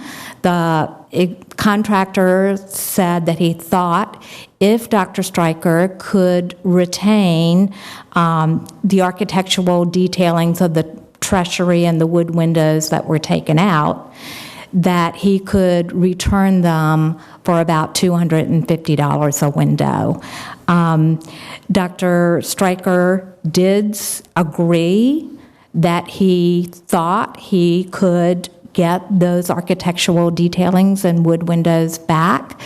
And if he can, again, I support the guidelines in CAR. I think they're important, but I think Dr. Stryker has shared with me and with you that if there could be an opportunity to see if we can make the return windows happen, and with us going back to CAR to try to work out some kind of compromise. Thank you very much, Ms. Hogue. I greatly appreciate it. Comments from council members? I saw Ms. Graziano's hand. Maybe I just... Mr. Stryker, if you wouldn't mind coming down and sitting in the front row, I have a sneaking suspicion there's going to be questions. I was just not sure whether Ms. Hogue was in favor of this paper or opposed to it. Ms. Hogue, I think what you were in favor of is the historic guidelines and are comforted by his willingness to work to put the lattice work back. In no position on the paper. I believe that life is not always white and black, and I was just trying to create a conversation where we can have something good that could happen for all parties. Thank you. Other comments or questions? Mr. President. Mr. Hilbert. This seems to me a case where the owner here, Doctor, would like to make this right, and I'm not sure. I mean, I guess if we're going to go on a technicality, I would think that, the fact that I would hope that the CIR could meet in order to hear his appeal, and if we're going to talk about strictly overturning a CAR decision based upon that things weren't happened or that the proceedings were wrong, I think we got a case for this appeal not being heard now that we've got this on the table. So I'm willing to support this paper, but from what I'm hearing from the parties, Ms. Hogue in particular, I think continuing the paper might be a good thing in order to give the parties a willingness to work it out. However, if they can't do that, I'm willing to support this appeal or the repeal of the decision. Thank you, Mr. Hilbert. Mr. Jackson, when does the timeline on the 75 days expire? Today. Today. And unless the applicant and the commission agree to a continuance, can a continuance be had? No, sir. Mr. Hilbert, we are unfortunately at the drop dead date. It was unfortunate CAR wasn't able to get a quorum together. and so they couldn't take a vote on the continuance request. All right, thank you. I have my answer. Mr. President, Vice President Robertson. I have a question, and perhaps the attorney could help me out with. If we were to vote to support, if we vote against this paper, what is the option for the homeowner? If you vote against the paper, yes, the effect of that would be to affirm the decision of Carr, meaning that his application would be denied. His option at that point would be to file an appeal with the circuit court within, I believe, 30 days. At that point, the matter would rest between the applicant, Dr. Stryker, and the city, rather than Carr. Okay. Thank you, Mr. Attorney. With that, Mr. President, I would, I'm glad I don't live in one of these districts, I'll say that. Secondly, even though I support the significance of architect and preserving it, I want to send the wrong message there. No one loves old places and old houses more than I do. But I feel very strongly that that we have willing people to do what is necessary to protect the integrity of the architect and meet the standards of the zone. And I would hope that there would be a much more friendly way that we could do this than having to go through the court system. With the absence of that, and that is the only option that is available to us, if I'm understanding this correctly, then I would vote to reverse the decision. Thank you. Thank you. Ms. Graziano? Hope I won't be charged for my question. Thank you, Mr. President. Just want to say a couple of things. It seems like a really good compromise is being worked out. It seems like there might have been a lack of communication, and I think the intentions of the homeowner are good, and I think a compromise will be worked out. So therefore, I'm going to vote in favor of this paper. But two things have come up tonight that I think we as a council need to look at. And one of those is Dr. Stryker bought the house 30 years ago. After he has lived in it for 26 years and made all kinds of changes, the rules change. I just don't think that's maybe something we need to look at, along with the reason why his case is before us is because all of these cases that, or the majority of the cases that go to Carr are citizen reported. And I think those two issues are even over and above Dr. Stryker's issue tonight. I think we seriously as a council need to look at those going forward. Thank you. Thank you. All right. I will tell you that in a perfect world, we would have gotten a continuance from Carr, or an agreement to continue from Carr, so that we could continue this paper out. Dr. Stryker could go to them, work out a compromise, and then I could withdraw this paper because he would be in a satisfactory position. We would have supported the Commission of Architectural Review. It would have been a win-win for everybody. And that's something that is a problem that I think we need to figure out a way to address to ensure that we get as many win-win situations as possible. I appreciate Dr. Stryker's willingness to work with the Commission, to work with Historic Richmond, to find a solution. And I think that it shows a willingness to work as a team between council-appointed commissions, incredibly important nonprofits, private citizens, and the council. And I want to applaud everyone for being willing to work together on that. Madam Clerk, would you please call the vote? Excuse me, Mr. President. Mr. Jackson. I just want to make sure that council is clear that a vote to reverse the decision, a vote in support of the paper, will have the effect of reversing the decision of Carr, which was to deny the certificate of appropriateness. Reversing that decision grants the certificate of appropriateness and allows Dr. Stryker, by right, to keep the windows he has. Yes, and Dr. Stryker has said that he is willing to work with Historic Richmond to continue working on this issue. Absolutely. I'm ready to pledge that here. And he's willing to pledge it. Thank you, Dr. Stryker. Madam Clerk.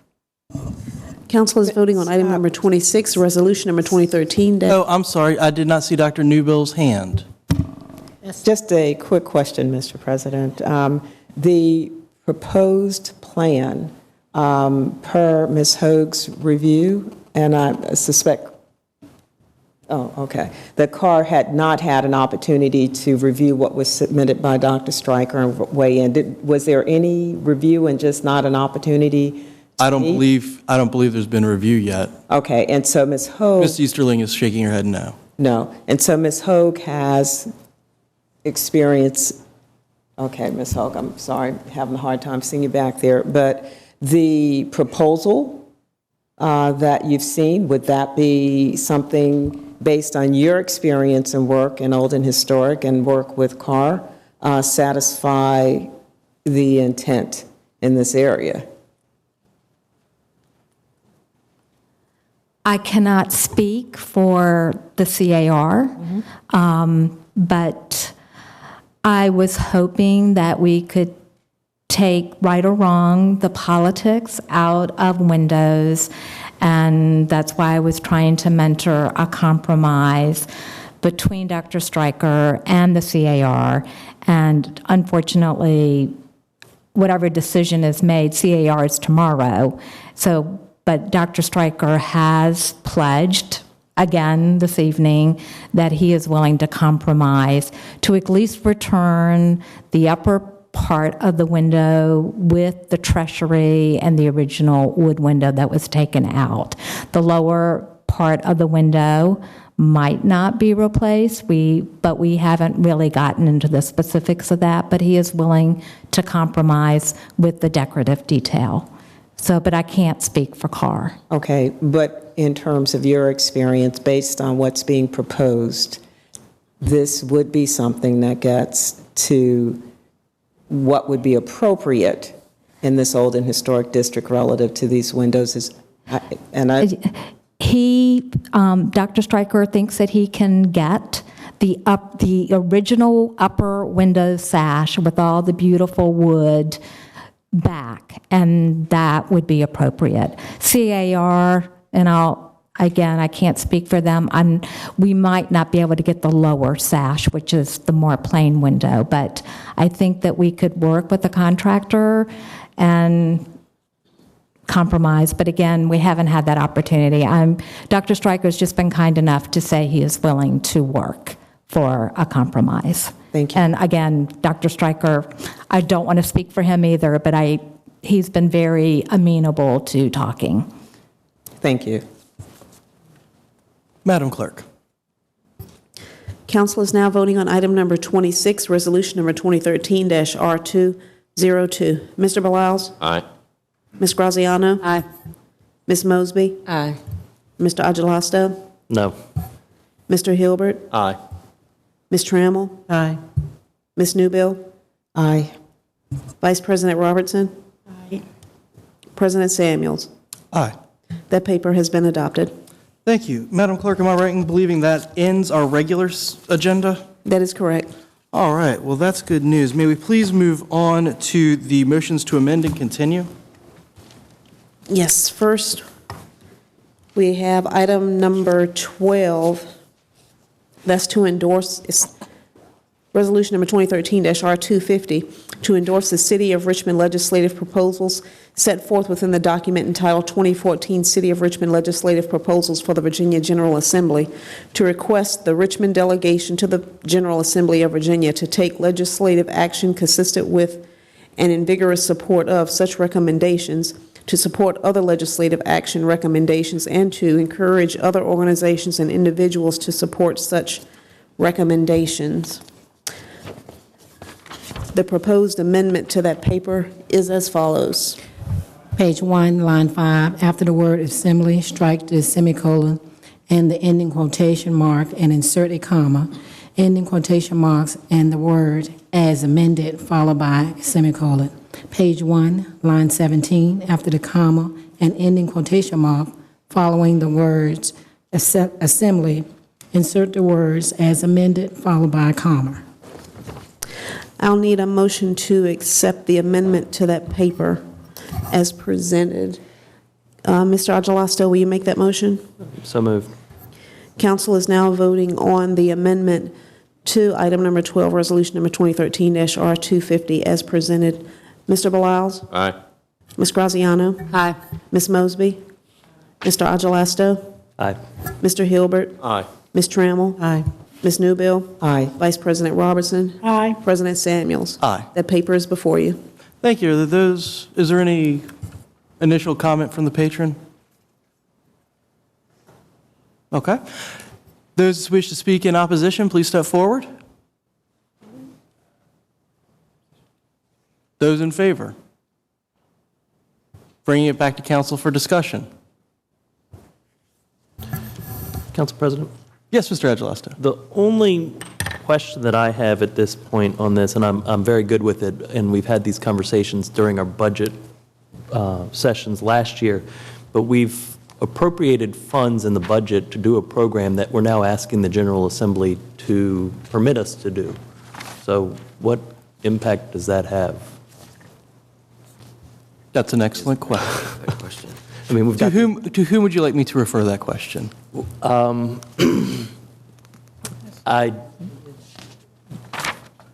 like me to start with Mr. Jackson so that we can get...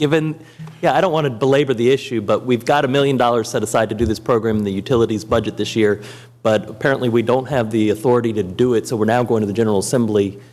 So we just leave the money until we know what's going on? An appropriation is an authorization to spend if the funds are not spent, for example, as in this case, where there's no legal authority to spend them in that way, then the funds lapse and become available to be appropriated again next year. So this is in the utilities budget, and if by the end of the budget season we haven't initiated a program and this is $1 million, I mean, would our utility customers get a refund? I mean, I don't understand the utility budget in that regard.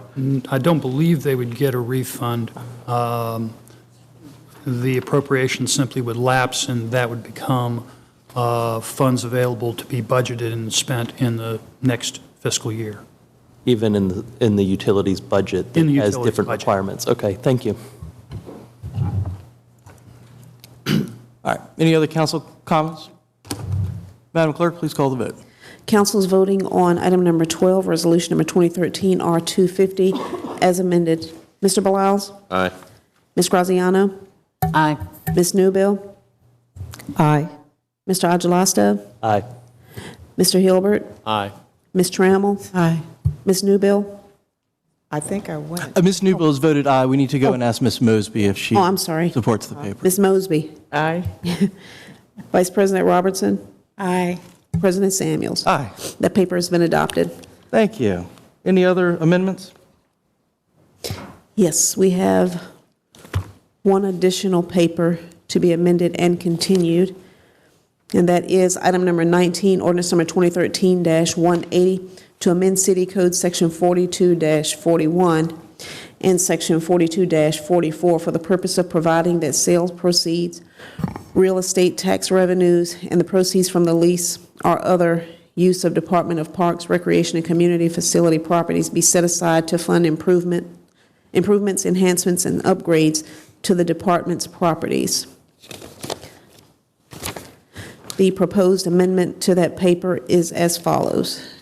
Page 1, line 5, after the word proceeds, strike the text and City Code Section 42-44 concerning the disposition of funds from the lease or other use of former school properties. Page 1, line 6, after the word proceed, strike the comma and the text, real estate tax revenues arise as a result of such sales and received from the lease or other use of, and insert the word "from," page 2, line 22. At the beginning of the line, strike the subdivision number 1, page 3, line 6. At the beginning of the line, strike the text "2, when payment of real estate taxes for properties described by subdivision 1 of this subsection are made to the city, the Director of Finance shall credit such receipts to the special reserve assigned to fund improvements, enhancement, and upgrades to the Department of Parks, Recreation, and Community Facility properties established by subdivision 1 of this subsection." Page 3, line 15, after the section number 2, strike the text, "This section 42-44 of the Code of the City of Richmond, 2004, be and is hereby amended and reordained as follows." Section 42-44, disposition of revenues arise from lease or other use of former school and Parks, Recreation, and Community Facility property. A, the Director of Finance shall credit all receipts derived from the use of real estate either owned by the city in accordance with Section 26-11 of the Code or transfer to the city pursuant to Code of Virginia, Section 22.1-129, to a special reserve assigned to support public schools in the city. The City Council may appropriate funds from this reserve for the construction of new public school facilities or for the operation of the school board of the City of Richmond.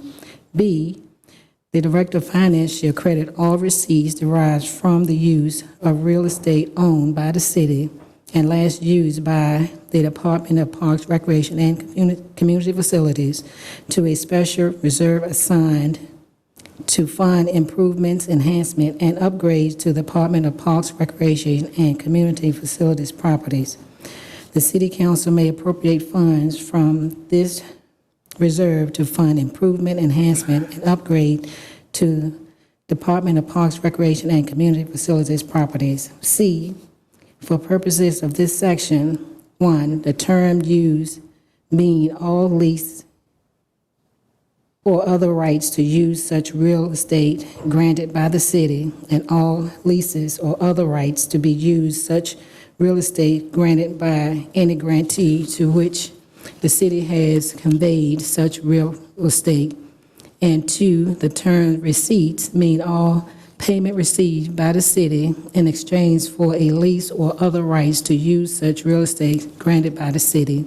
All tax or other payment received by the city after the conveyance of such real estate to be granted by the city, and all tax and other payment received by the city resulting from the granting of the lease or other rights to use such real estate by the city or by any grantee to which the city has conveyed such real estate.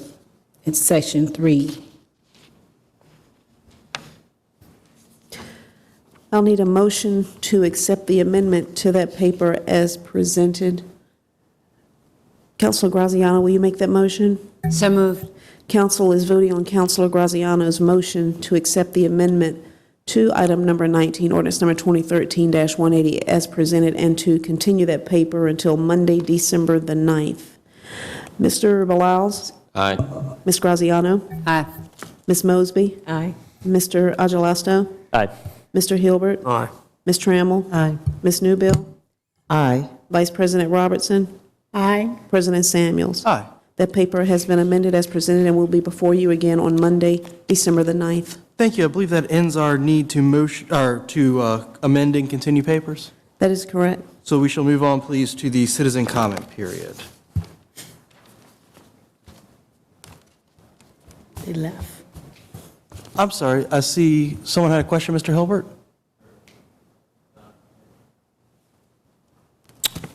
Yes, I was going to do that after the consent agenda, which is, would you like me to do the expedited papers now?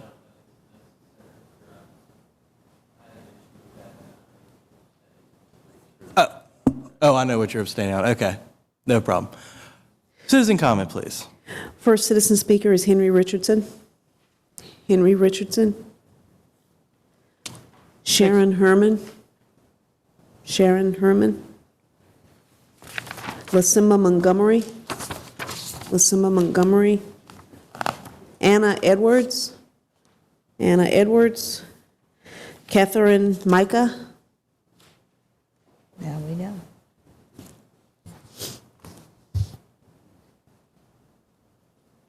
Hi, Ms. Micah.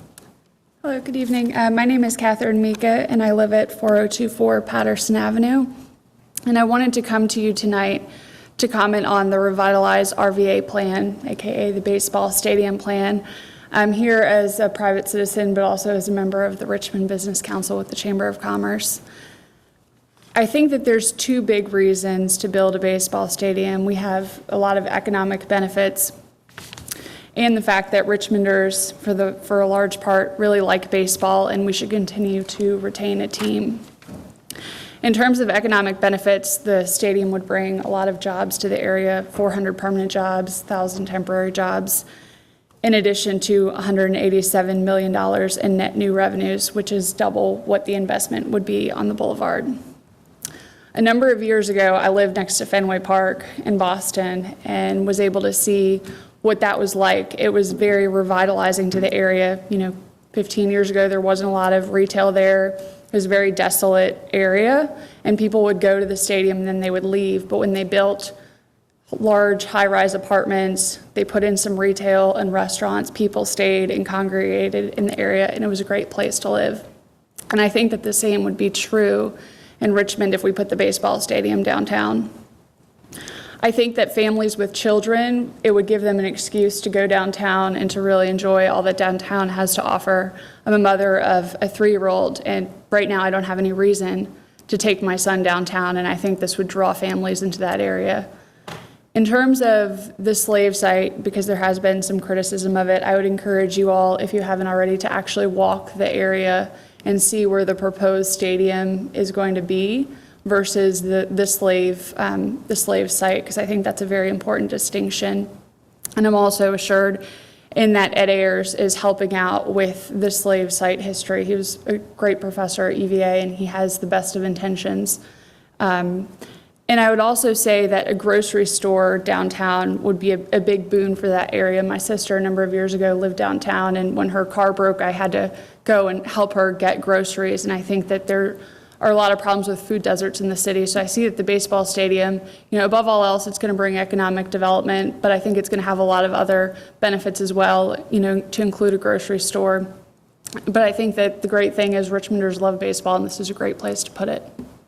Thank you. Thank you, Ms. Mika, and I apologize for mispronouncing your name. It's okay, thanks. I believe that ends our public speakers. That is correct. All right, may we please move to the consent agenda? The consent agenda consists of items as follows. Item 3, ordinance number 2013-211, to transfer and appropriate $394,855 from the school planning and construction project in FY14 capital budget to FY14 school budget for the purpose of providing for the installation and specific technology, infrastructure, and equipment in the new Martin Luther King Jr. Middle School. Item 6, ordinance number 2013-225, to amend the ordinance which authorized construction at 700 East Main Street for the purpose of authorizing the use of the building for usage permitted in the underlying zoning district.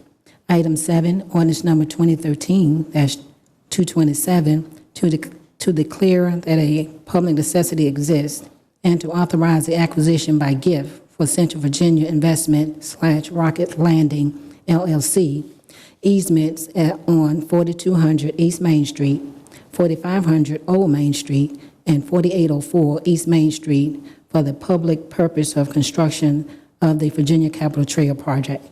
Item 8, ordinance number 2013-229, to authorize the CAO to accept $69,883 from the Virginia Department of Criminal Justice Services and to appropriate the amount to the Department of Justice Services for the purpose for the planning and implementation of evidence-based principles and practices in the city's community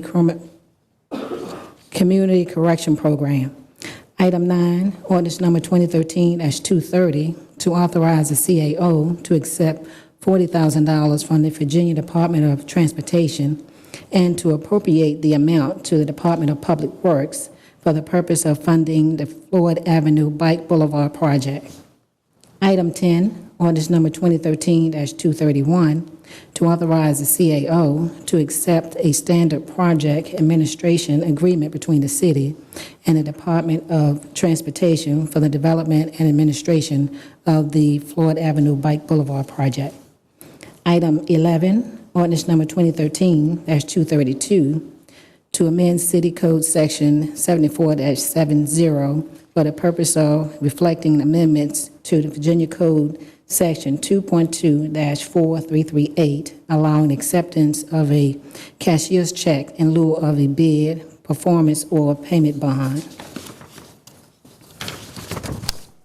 Item 13, resolution number 2013-R251, to accept $1,555 from the Council District Fund for the Second District to pay for the printing and mailing of the Second District Winter 2013 newsletter. Item 14, resolution number 2013-R253, to encourage and support participation in the Love Lights program for the 2013-14 year, with the display lasting until January 1st, 2014.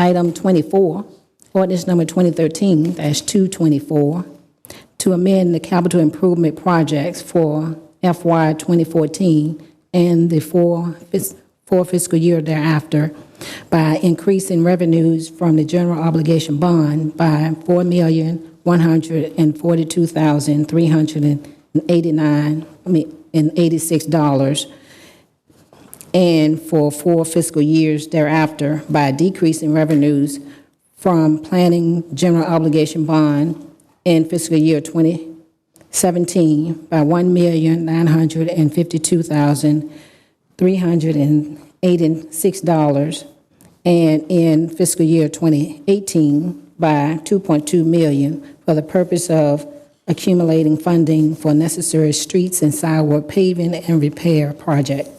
Item 25, ordinance number 2013-228, to authorize the issuing of general obligation public improvement bonds and a maximum principal amount of $4,152,386, and to appropriate to the city's Economic Development Authority to finance capital expenditures or to make loans or grant for the purpose of promoting economic development, and authorize the Director of Finance to sell such bonds for such capital improvement project, to provide for the form, details, and payment of, and to authorize the issuance of notes and taxable bonds for such purposes and usage. Mr. President, that concludes the consent agenda items. Thank you. Are there those that wish to speak in opposition to any matter on the consent agenda? Good afternoon. I bring greetings to you. My name is Earl Bradley. I'm speaking on behalf of Commonwealth Consultation LLC, Bradley Development LLC, and Famous Brown. We're engaging you about item number 3, pertaining to the funds for the Martin Luther King in reference to the technology upgrade. Our concern is that when we first was made aware of this project, that all of the costs for the high tech and everything was included within that project. That at least was the understanding of the public or ourselves. We want to know why now is the administration requesting over $394,000 again to go to a project, or should we say a new development, whether technology should have been incorporated within the expenses of that project. Why is that now being asked of you is one question. The other two that I'm concerned with, and then I'll sit down, is number 24, or ordinance number 2013-224, and ordinance number 2013-228. One thing that Councilwoman Mosby stated, I believe its foundation is a plan. And this seems like these two are just slush funds, that they are looking to have this $4 million in order to be able to make it available for these things. I got that, for these things, just like the school board wanted for these things. So I would engage you to either get a confirmation on specifically what they're looking to use these funds for, and before you consent this, but of course it's any consent, so it's a done deal. But I would encourage you to continue these 3 papers to inquire with the administration in reference to why all of a sudden $394,000 additional dollars is needed for a new development school that's supposed to be high tech, and is asking for these funds for that. For help with the high tech. So is there a double dipping or what? Just throwing it out there. And the same thing with the last 2 in reference to defining what that $4 million that they're looking for you to in bonds. What is it for? I know it breaks down for to do this, stormwater, fix this, pave that, and all of that. That's good. But what it happens is it allows for a slush fund to be able to be utilized in any way that they want to. And I don't think that that's right in how you can spend the public's taxpayer dollars or either federal grant money. So I encourage you to just look at these line items and rethink and not allow this administration to continue to throw things at you without you really being very much educated, very much knowledgeable. But I pray that you do look at this more. Thank you. Thank you, Mr. Bradley. Anyone that wishes to speak in support of any of these papers? Good evening. My name is Silver Persinger. I'm a citizen of Richmond, Virginia. I would like to speak in support of several items. Number 7, to accept some property from Rockets Landing LLC for the construction of the Virginia Capitol Trail.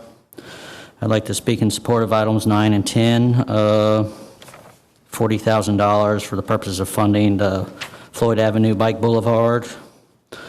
I'd like to speak in opposition, however, with gratitude to Mr. Hilbert for limiting the time to January 1st. This is the Love Lights program where the city puts lights on City Hall and other private businesses, building owners around the downtown area put lights on their buildings as well.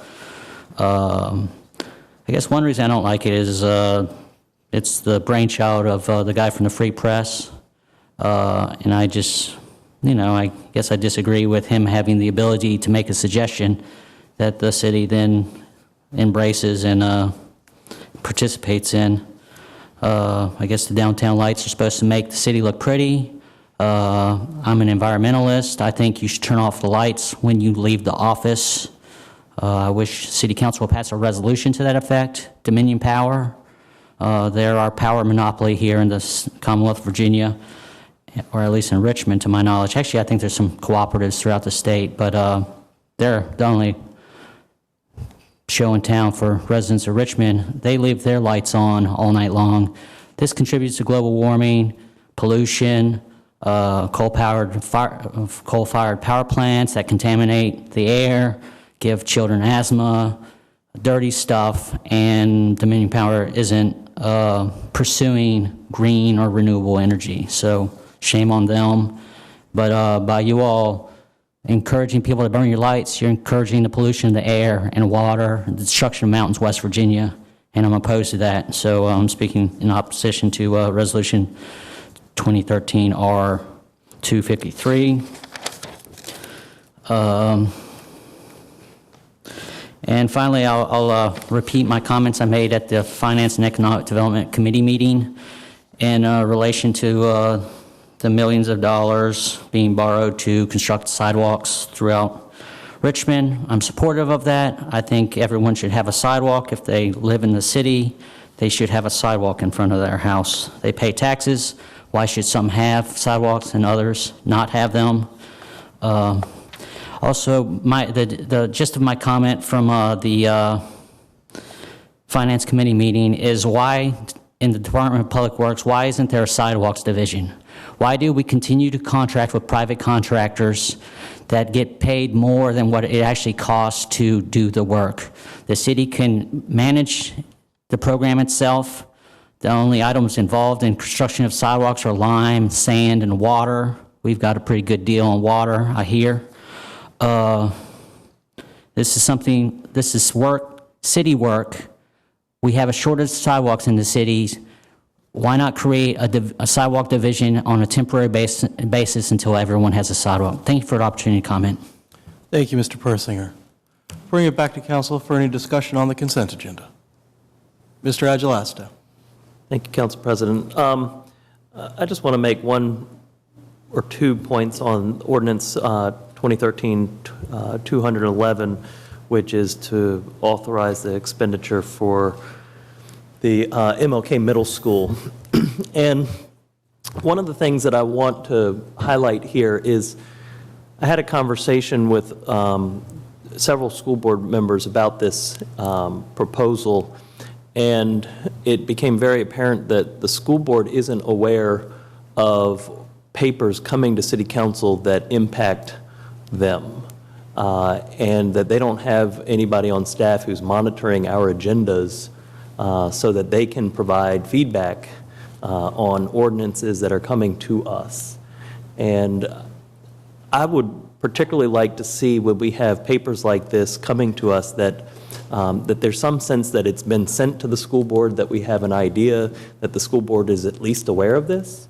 Likewise, this paper went to the Planning Commission, perfectly fine, it's a capital improvement program, but Education and Human Services has been meeting, and we could have had this on our docket.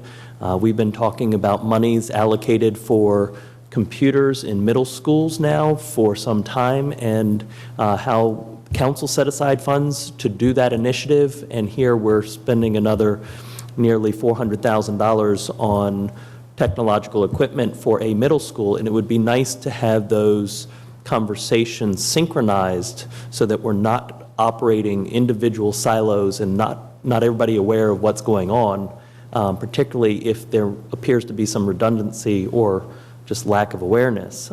That would be my one point going forward. But I do recognize that this is just transferring money from the city's CIP budget over to the school's budget, and it was already allocated for the school planning and construction. Thank you. Thank you, Mr. Agelasto. Mr. Hilbert. Thank you, Mr. President. I just wanted to recognize Mr. Ray Boone for his leadership. It's been 9 years now for the Love Lights, and I think that this will encourage people to come downtown to view our city and to light it up for this short period of time. So I appreciate his leadership on this issue, and want to show the city's endorsement of that, and putting these lights up for a brief amount of time downtown. Wintertime can be a difficult time anyway, and I think lighting on the subject helps as we go forward. Thank you. Thank you, Mr. Hilbert. Seeing no other comments, Madam Clerk, would you please call the question? Council has voted on the consent agenda, which consists of items 3, 6 through 11, 13 and 14, 25 and 20, 24 and 25. Mr. Bliles? Aye. Ms. Graziano? Aye. Ms. Mosby? Aye. Ms. Agelasto? Aye. Mr. Hilbert? Aye. Ms. Newbill? Aye. Vice President Robertson? Aye. President Samuel? Aye. The consent agenda has been adopted. Thank you very much. May we please move to the expedited resolutions? Yes, we have one item for expedited consideration.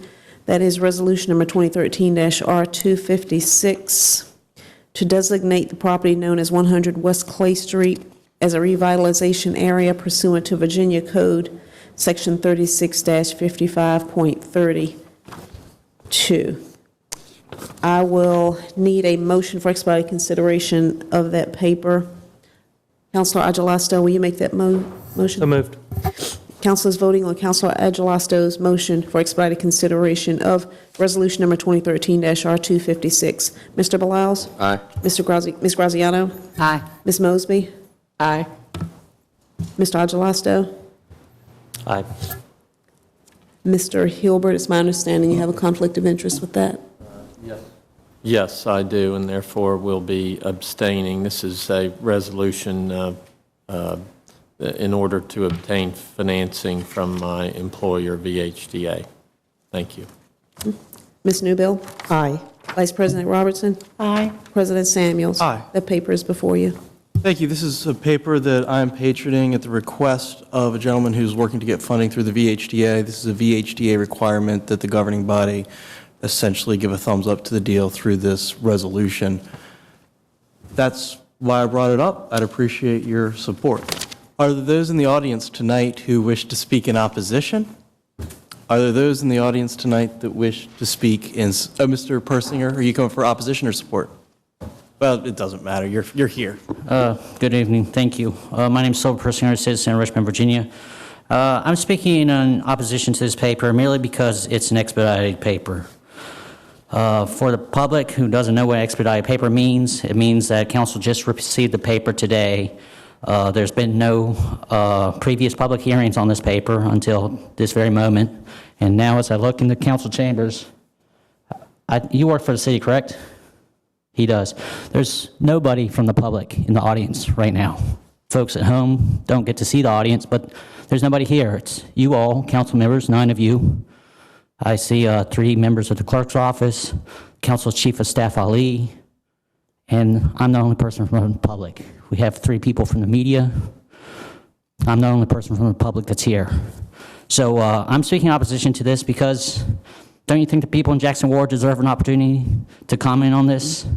Why is the normal committee process being bypassed? Is there some emergency? Is there some deadline that must be met? Yes. Okay, well, you've answered my question. The same way you all don't appreciate the mayor saying you have to pass this sort of paper at the meeting that's today, I don't think it's fair to the public. It's not the way you all should conduct business. It's not professional. Thank you for the opportunity to comment. Thank you, Mr. Persinger. Anyone to speak in support? Bring it back to council. Noting Mr. Hilbert's abstention, Madam Clerk, would you please call the question? Yes, council is voting on resolution number 2013-R256. Mr. Beliles? Aye. Ms. Graziano? Aye. Ms. Mosby? Aye. Mr. Agelasto? Aye. Mr. Hilbert is abstaining. Ms. Newbill? Aye. Vice President Robertson? Aye. President Samuels? Aye. That paper has been adopted. Thank you. I believe that ends the expedited resolutions. May we please move to approval of the minutes? The minutes to be approved are from the November the 11th informal and formal meetings. I need a motion to approve those minutes. Councilmember Mosby, will you make that motion? So moved, Madam Clerk. Council is voting on Councilmember Mosby's motion to approve the minutes as presented. Mr. Beliles? Aye. Ms. Graziano? Aye. Ms. Mosby? Aye. Mr. Agelesto? Aye. Mr. Hilbert? Aye. Ms. Newbill? Aye. Vice President Robertson? Aye. President Samuel? Aye. Thank you. Those minutes have been approved. Thank you. Now that we've done approval of the minutes, we're going to go to reports and announcements. Mr. Agelasto. Thank you, Council President. I appreciate that. Just a few announcements going into the next few weeks before we have our next council meeting on December the 9th. Tomorrow, Tuesday, November 26th, we have both the Woodland Heights Civic Association meeting at 7 p.m. at the Woodland Heights Baptist Church, which is located at 611 West 31st Street, as well as the Oregon Hill Neighborhood Association meeting at 7 p.m. at the William Byrd Community House at 224 South Cherry Street. This week is Thanksgiving, and I hope everybody has a very nice Thanksgiving holiday with family or loved ones. If you are in need of a meal, there's a great event that will be hosted at the Richmond Convention Center, but I believe that's between 11 and 2. Coming back from the holiday, we will have our holiday party for the 5th District. All residents are invited to attend. That will be December the 12th at 6:30 p.m. at the Virginia War Memorial, located conveniently at the Lee Memorial Bridge. Again, that's December the 12th at 6:30 p.m., our 5th District holiday party, and all residents are invited and encouraged to attend.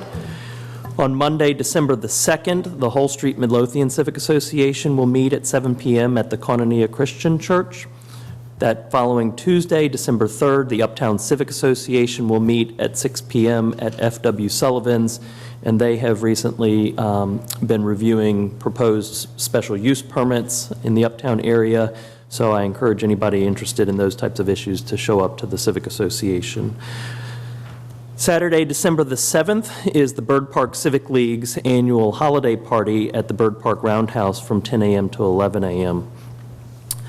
And finally, there's been a lot of talk about the baseball proposals for Shockoe Bottom, and we are scheduling a 5th District meeting specifically to listen to the presentation and have residents' questions and concerns answered. And that has been scheduled for Thursday, January the 9th at 6:30 p.m. We're still working on the location, but again, we'll have a 5th District meeting to review the Shockoe Bottom Revitalization Plan January the 9th at 6:30 p.m. Members of the City Administration will have a presentation, and again, I encourage all residents to attend and have your voice heard.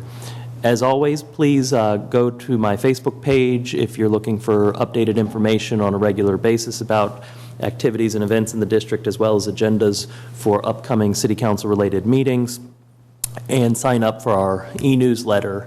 And again, thank you to all those who completed your surveys and mailed them back to our office. We're working to collate them and to have a better understanding of what your priorities are, and I greatly appreciate your feedback. Thank you. Thank you, Mr. Agilesta. Mr. Hilbert. Thank you, Mr. President. The next 3rd District community meeting will be Wednesday, December the 11th at Pine Camp, and that's located in the 4900 block of Old Brook Road next to Henderson Middle School, just 1 block east of Chamberlain Avenue and 1 block south of Azalea Avenue. Hope everyone can come out. We are going to have performances from students from the 3rd District schools. We'll also discuss baseball in Richmond and holiday safety. So I invite everyone to come out. And again, that's Wednesday, December the 11th, 6 p.m. at Pine Camp, and hope everyone can join us. Thank you, Mr. President. Thank you, Mr. Hilbert. Dr. Newbill. Thank you, Mr. President. I would like to announce that we have worked to coordinate community conversations throughout the district, with the first being next week. This would be presentations on the proposed conceptual plans for the Shockoe Bottom and the Boulevard redevelopment. The first meeting will be December 5th at George Mason Elementary School, 813 North 28th Street from 6 to 8 p.m. The second meeting in December is scheduled for December 19th at the Main Street Station, 15th and Main Street from 6 to 8 p.m. There are a total of 5 meetings that have been scheduled to ensure that the community gets to hear the presentations and to have questions answered and addressed. The other 3 meetings are scheduled for January 14, Armstrong High School, January 16, Robinson Theater, January 21, Powhatan Recreation Center, so that the locations are throughout the district to ensure ease of access for residents to come out and A, hear about the plans, and B, be able to have questions answered and to provide their thoughts and ideas about which plan serves the broader community better. So again, the very first meeting, I invite all to come out December 5th, George Mason Elementary School, hear the presentations on the 2 plans and let your voices be heard, 813 North 28th Street from 6 to 8 p.m. And we will share the remaining dates at that time as well. Thank you. Thank you, Ms. Newell. Ms. Mosby. I am excited to announce that the 9th District has its first newsletter. Oh, congratulations. Yeah, so it is going out this week, and you can get it via email. And if you prefer the email, you can email me at michelle.mosby@richmondgov.com. And we're also going to have them sent out as well. I'd like to say thanks, a job well done to the Bless Richmond organization that was led by James Anderson and Don Coleman on last night. They had a wonderful night of unity and gathered over 10 tons of food. So I want to thank them. Also, I'd like to thank Bishop and Pastor Bias of Bringing God's Words to Life Ministries in the 9th District. They're on Bryce Lane, and they gave away over 43 turkeys on last Thursday. So I'd like to thank them as well. Baseball. The 4th and the 9th will be holding their baseball meeting together on January 7th at Lucille Brown at 7 p.m. So we're asking all the 4th and the 9th to please come out with administration on January 7th at 7 p.m. at Lucille Brown School. It's cold outside. We just want everybody to know that the cold weather overflow shelter is open tonight, and that's on the Public Safety Building. And happy Thanksgiving to everyone. Thank you, Ms. Mosby. Ms. Graziano. Thank you, Mr. President. I also would like to reiterate that on January 7th at 7, Ms. Mosby and myself are having a combined district meeting, and the topic will be baseball, and be at Lucille Brown, and that's January 7th at 7. On December 5th, I will hold my president's meeting, semi-monthly president's meeting at 7 o'clock at Positive Vibes. Finance is canceled for December. I know that everybody's depressed about that. And I just want to say happy Thanksgiving, and drive safely and don't eat too much. Thank you, Ms. Graziano. Mr. Blas. Thank you, Mr. President. The First District will be having a town hall meeting tomorrow night, Tuesday, November 26th at 6 p.m. at Albert Hill Middle School.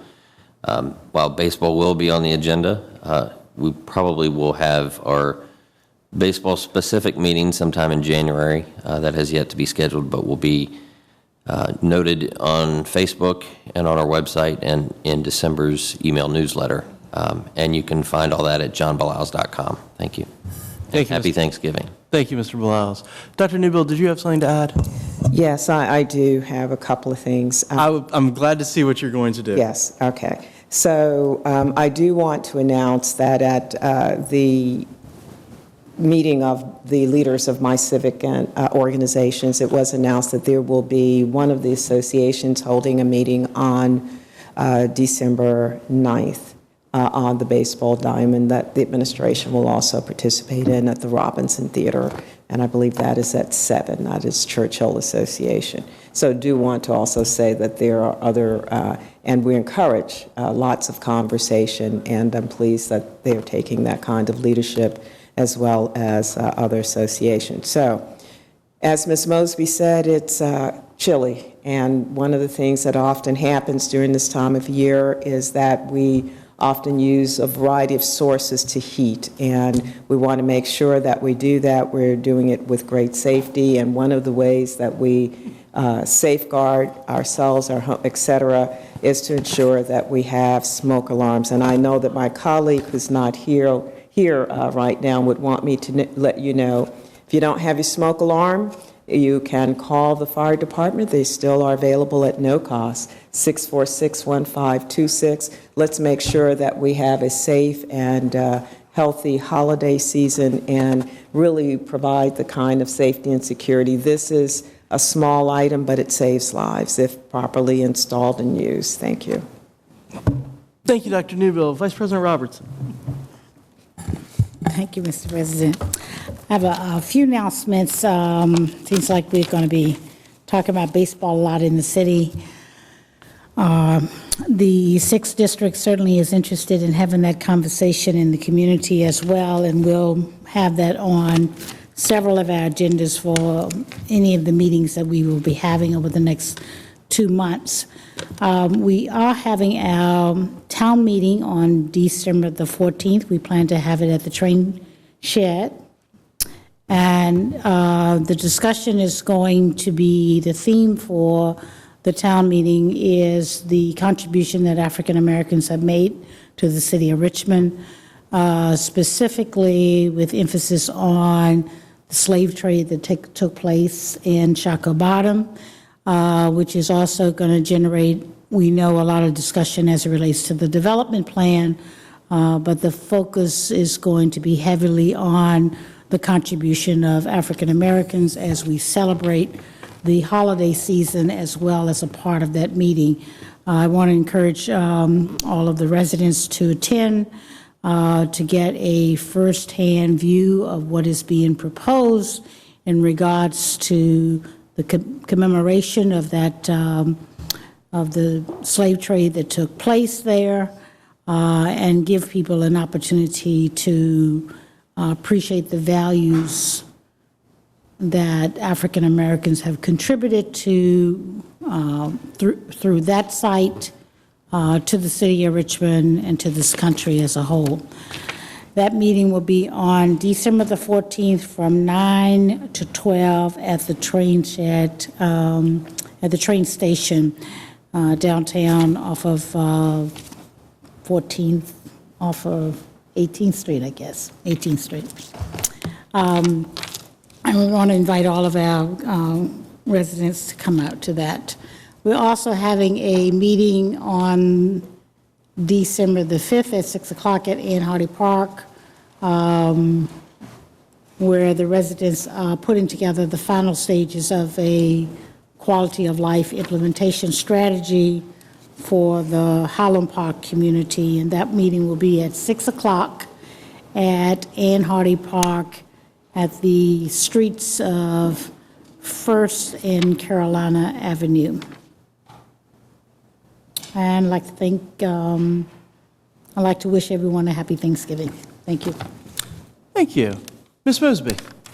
The Midlothian Civic Association will be hosting their Christmas party, their annual Christmas party, on December 10th, and that will be at 6 p.m. So if you need more information, Alma Moore is the contact person for that. Thank you. Thank you very much. City Council is going to have a joint budget work session on Monday, December 2nd, starting at 2 p.m. It'll be held on the second floor large conference room. Council and the mayor will meet to plan for the upcoming fiscal year 15 budget season and to discuss priorities. This is something that we had agreed to do several weeks ago and look forward to seeing everybody there. On December 12th, Thursday, December 12th at 5:30 p.m. at the Redskins Training Park, there'll be a presentation from the administration about the baseball stadium in Chaco Bottom, and that will be basically the entirety of my December town hall meeting. Tomorrow at 6 p.m., the Robinson Street Association will meet at Retreat Hospital. The Carver Area Civic Improvement League will meet at 7 o'clock tomorrow, and they meet at the VCU Outreach Center in Carver. On December 3rd, Rosedale will have their quarterly meeting. Vice President Robertson can attest I wrote down smoke alarms once I realized Ms. Trammell had to leave, but I'm thankful to Dr. Newbill for covering that for me much more capably than I was able to.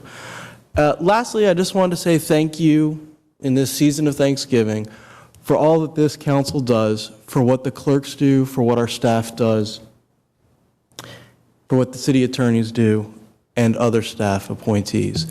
This is a job that is easy to get sucked into, and this is a council as a body who has done a great job keeping our heads screwed on straight and working towards solutions and not just causing problems, working towards moving Richmond forward instead of looking for personal gain or personal accolades. We are working as a body, and I got to say, I am incredibly thankful to be a part of a council where people out in the city and out in the greater Richmond region say, you guys have really got it together over there, as opposed to what folks may have said at other times.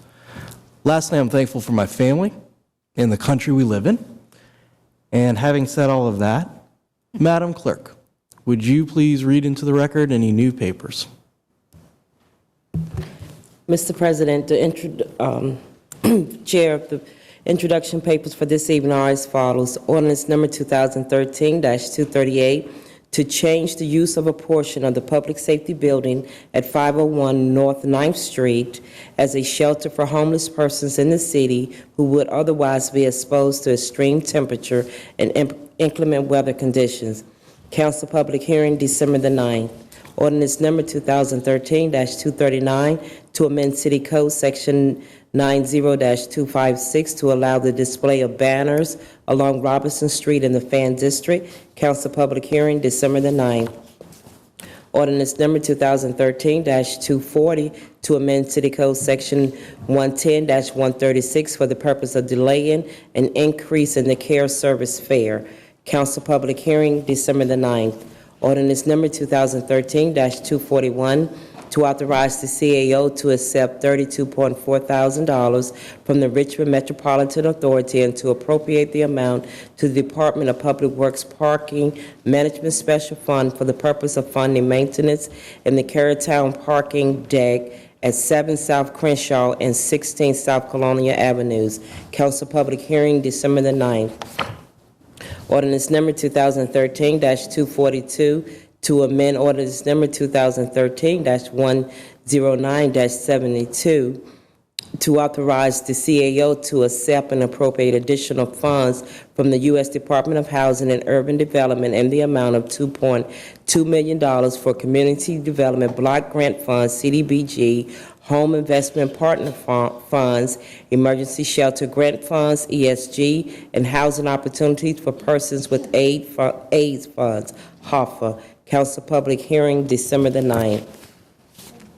Ordinance number 2013-243 to authorize the CAO to accept $199.9 thousand from the U.S. Department of Justice Office and Justice Program and to appropriate the amount to the Judicial BJA Enhancement of Richmond Adult Court for the purpose of providing enhancement services to addicted offenders assigned to the drug treatment program. Public Safety Standing Committee, January the 7th. Council public hearing, January the 13th. Ordinance number 2013-244 to amend the City Code by adding a new section, number 10-171.1, concerning vicious dogs, sections 10-1, 10-171, and 10-262 concerning definitions and vaccination clinics, and Appendix A of Section 10-171 concerning fees for dangerous dogs registration for the purpose of reflecting amendments to the Virginia Code. Public Safety Standing Committee, January the 7th. Council public hearing, January the 13th. Ordinance number 2013-245 to authorize the special use of a portion of 3805 Cutshaw Avenue for a multifamily dwelling up to 66 dwelling units. Planning Commission meeting, January the 6th at 1:30 p.m. Council public hearing, January the 13th.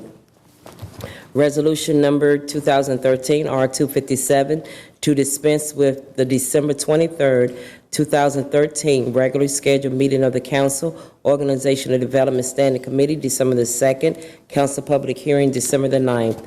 Resolution number 2013-R258 to appoint Daniel Arkin as a member of the Richmond Regional Planning District Commission. Council public hearing, December the 9th. Resolution number 2013-R259 to appoint Rosalind Battle as a member of the Social Services Advisory Board. Council public hearing, December the 9th.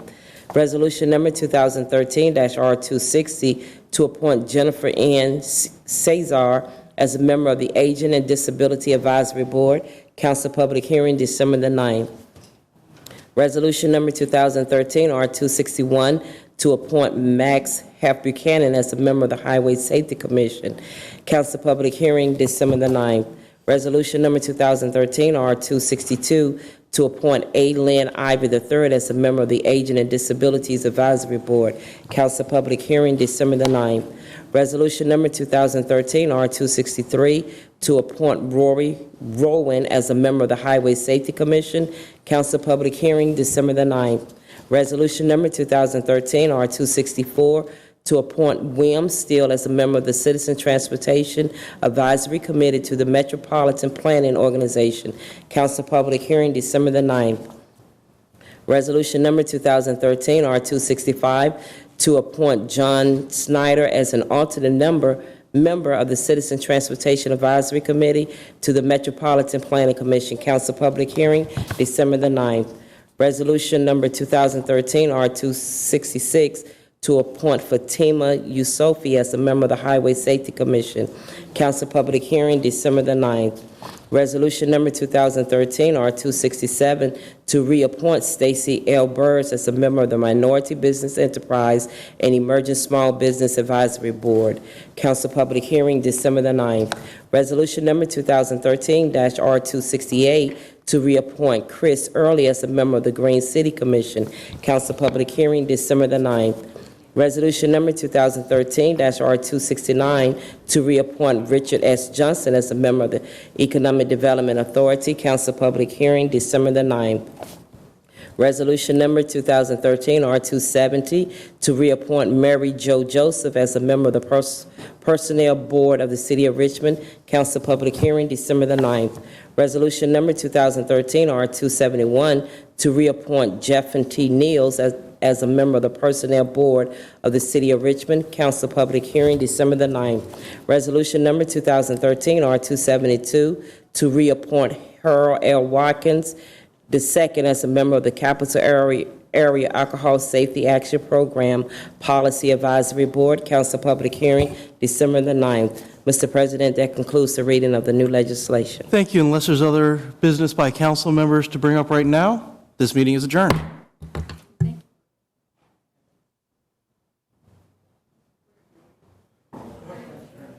4 hours tonight. We have started at 6:02. It's now 9:52. Had three papers that had quite a bit of discussion about today. Let's go on now what we did today. Call to order at 6:02. Then the appointments, awards, and presentations. The agenda review. Then we got to the regular agenda. The first item, ordinance 2013-214, and this is the Stony Point Community Unit Plan. And this will authorize 282 multifamily residential units in place of office, retail, and restaurant in area adjacent to Stony Point area community. This one, it took an hour and 2 minutes. We had 9 people speaking against it, 5 people speaking for it, before it finally was approved by a unanimous 9-0 vote. Then we got on to ordinance number 2013-161. And this was, this paper would say the proceeds from real estate tax revenues from former school properties the city has sold to be set aside for operation of the school board. Well, that one took almost an hour on that one as well, with people just speaking back and forth on it. In the end, it ended up being defeated by a 6-3 vote. The 3 votes in favor were by Councilmember Agelasso, who introduced the paper, and the other councilmembers, Trammell and Hilbert. The rest voted in opposition to the paper. Basically, the thing they were saying was we need more of a plan. We need more information on this. That was one of the stumbling blocks of it. Then we got to ordinance 2013-R202. This reverses the decision of the Commission of Architectural Review that denied a certificate of appropriateness for replacement windows at 2200 Monument Avenue. This was not the vinyl window thing. This was windows that did not match the previous windows. 30 minutes went by, and when all was said and done, the owner of the property said they were working out the agreement. He'd given his word that they would work with the commission, but the reversal did pass by an 8-1 vote, the one dissenting vote coming from Councilmember Agelasto. We got to amendments, citizens' comment. Only one person was still here for citizens' comment period tonight. The consent agenda took only 15 minutes. Then we had an expedited consideration paper, and this was designating 100 West Clay Street a revitalization area. That passed 7-0-1, the 1 vote abstention from Councilman Hilbert for a conflict of interest. Got the approval of minutes, report from council, introduction of papers, and now we are done until the 9th of December. That'll be our next meeting, and it looks like that's going to be the last meeting of the calendar year because there's a paper going to be voted on that night to dispense with the December 23rd meeting. So we'll look forward to seeing you 2 weeks from tonight. Have a safe Thanksgiving, and to my friends out there, my Jewish friends, a very happy Hanukkah celebration for you. Please drive carefully, don't overeat, and we'll look forward to seeing you in 2 weeks. And so till then, from gavel to gavel, I'm Dick Harmon saying good night.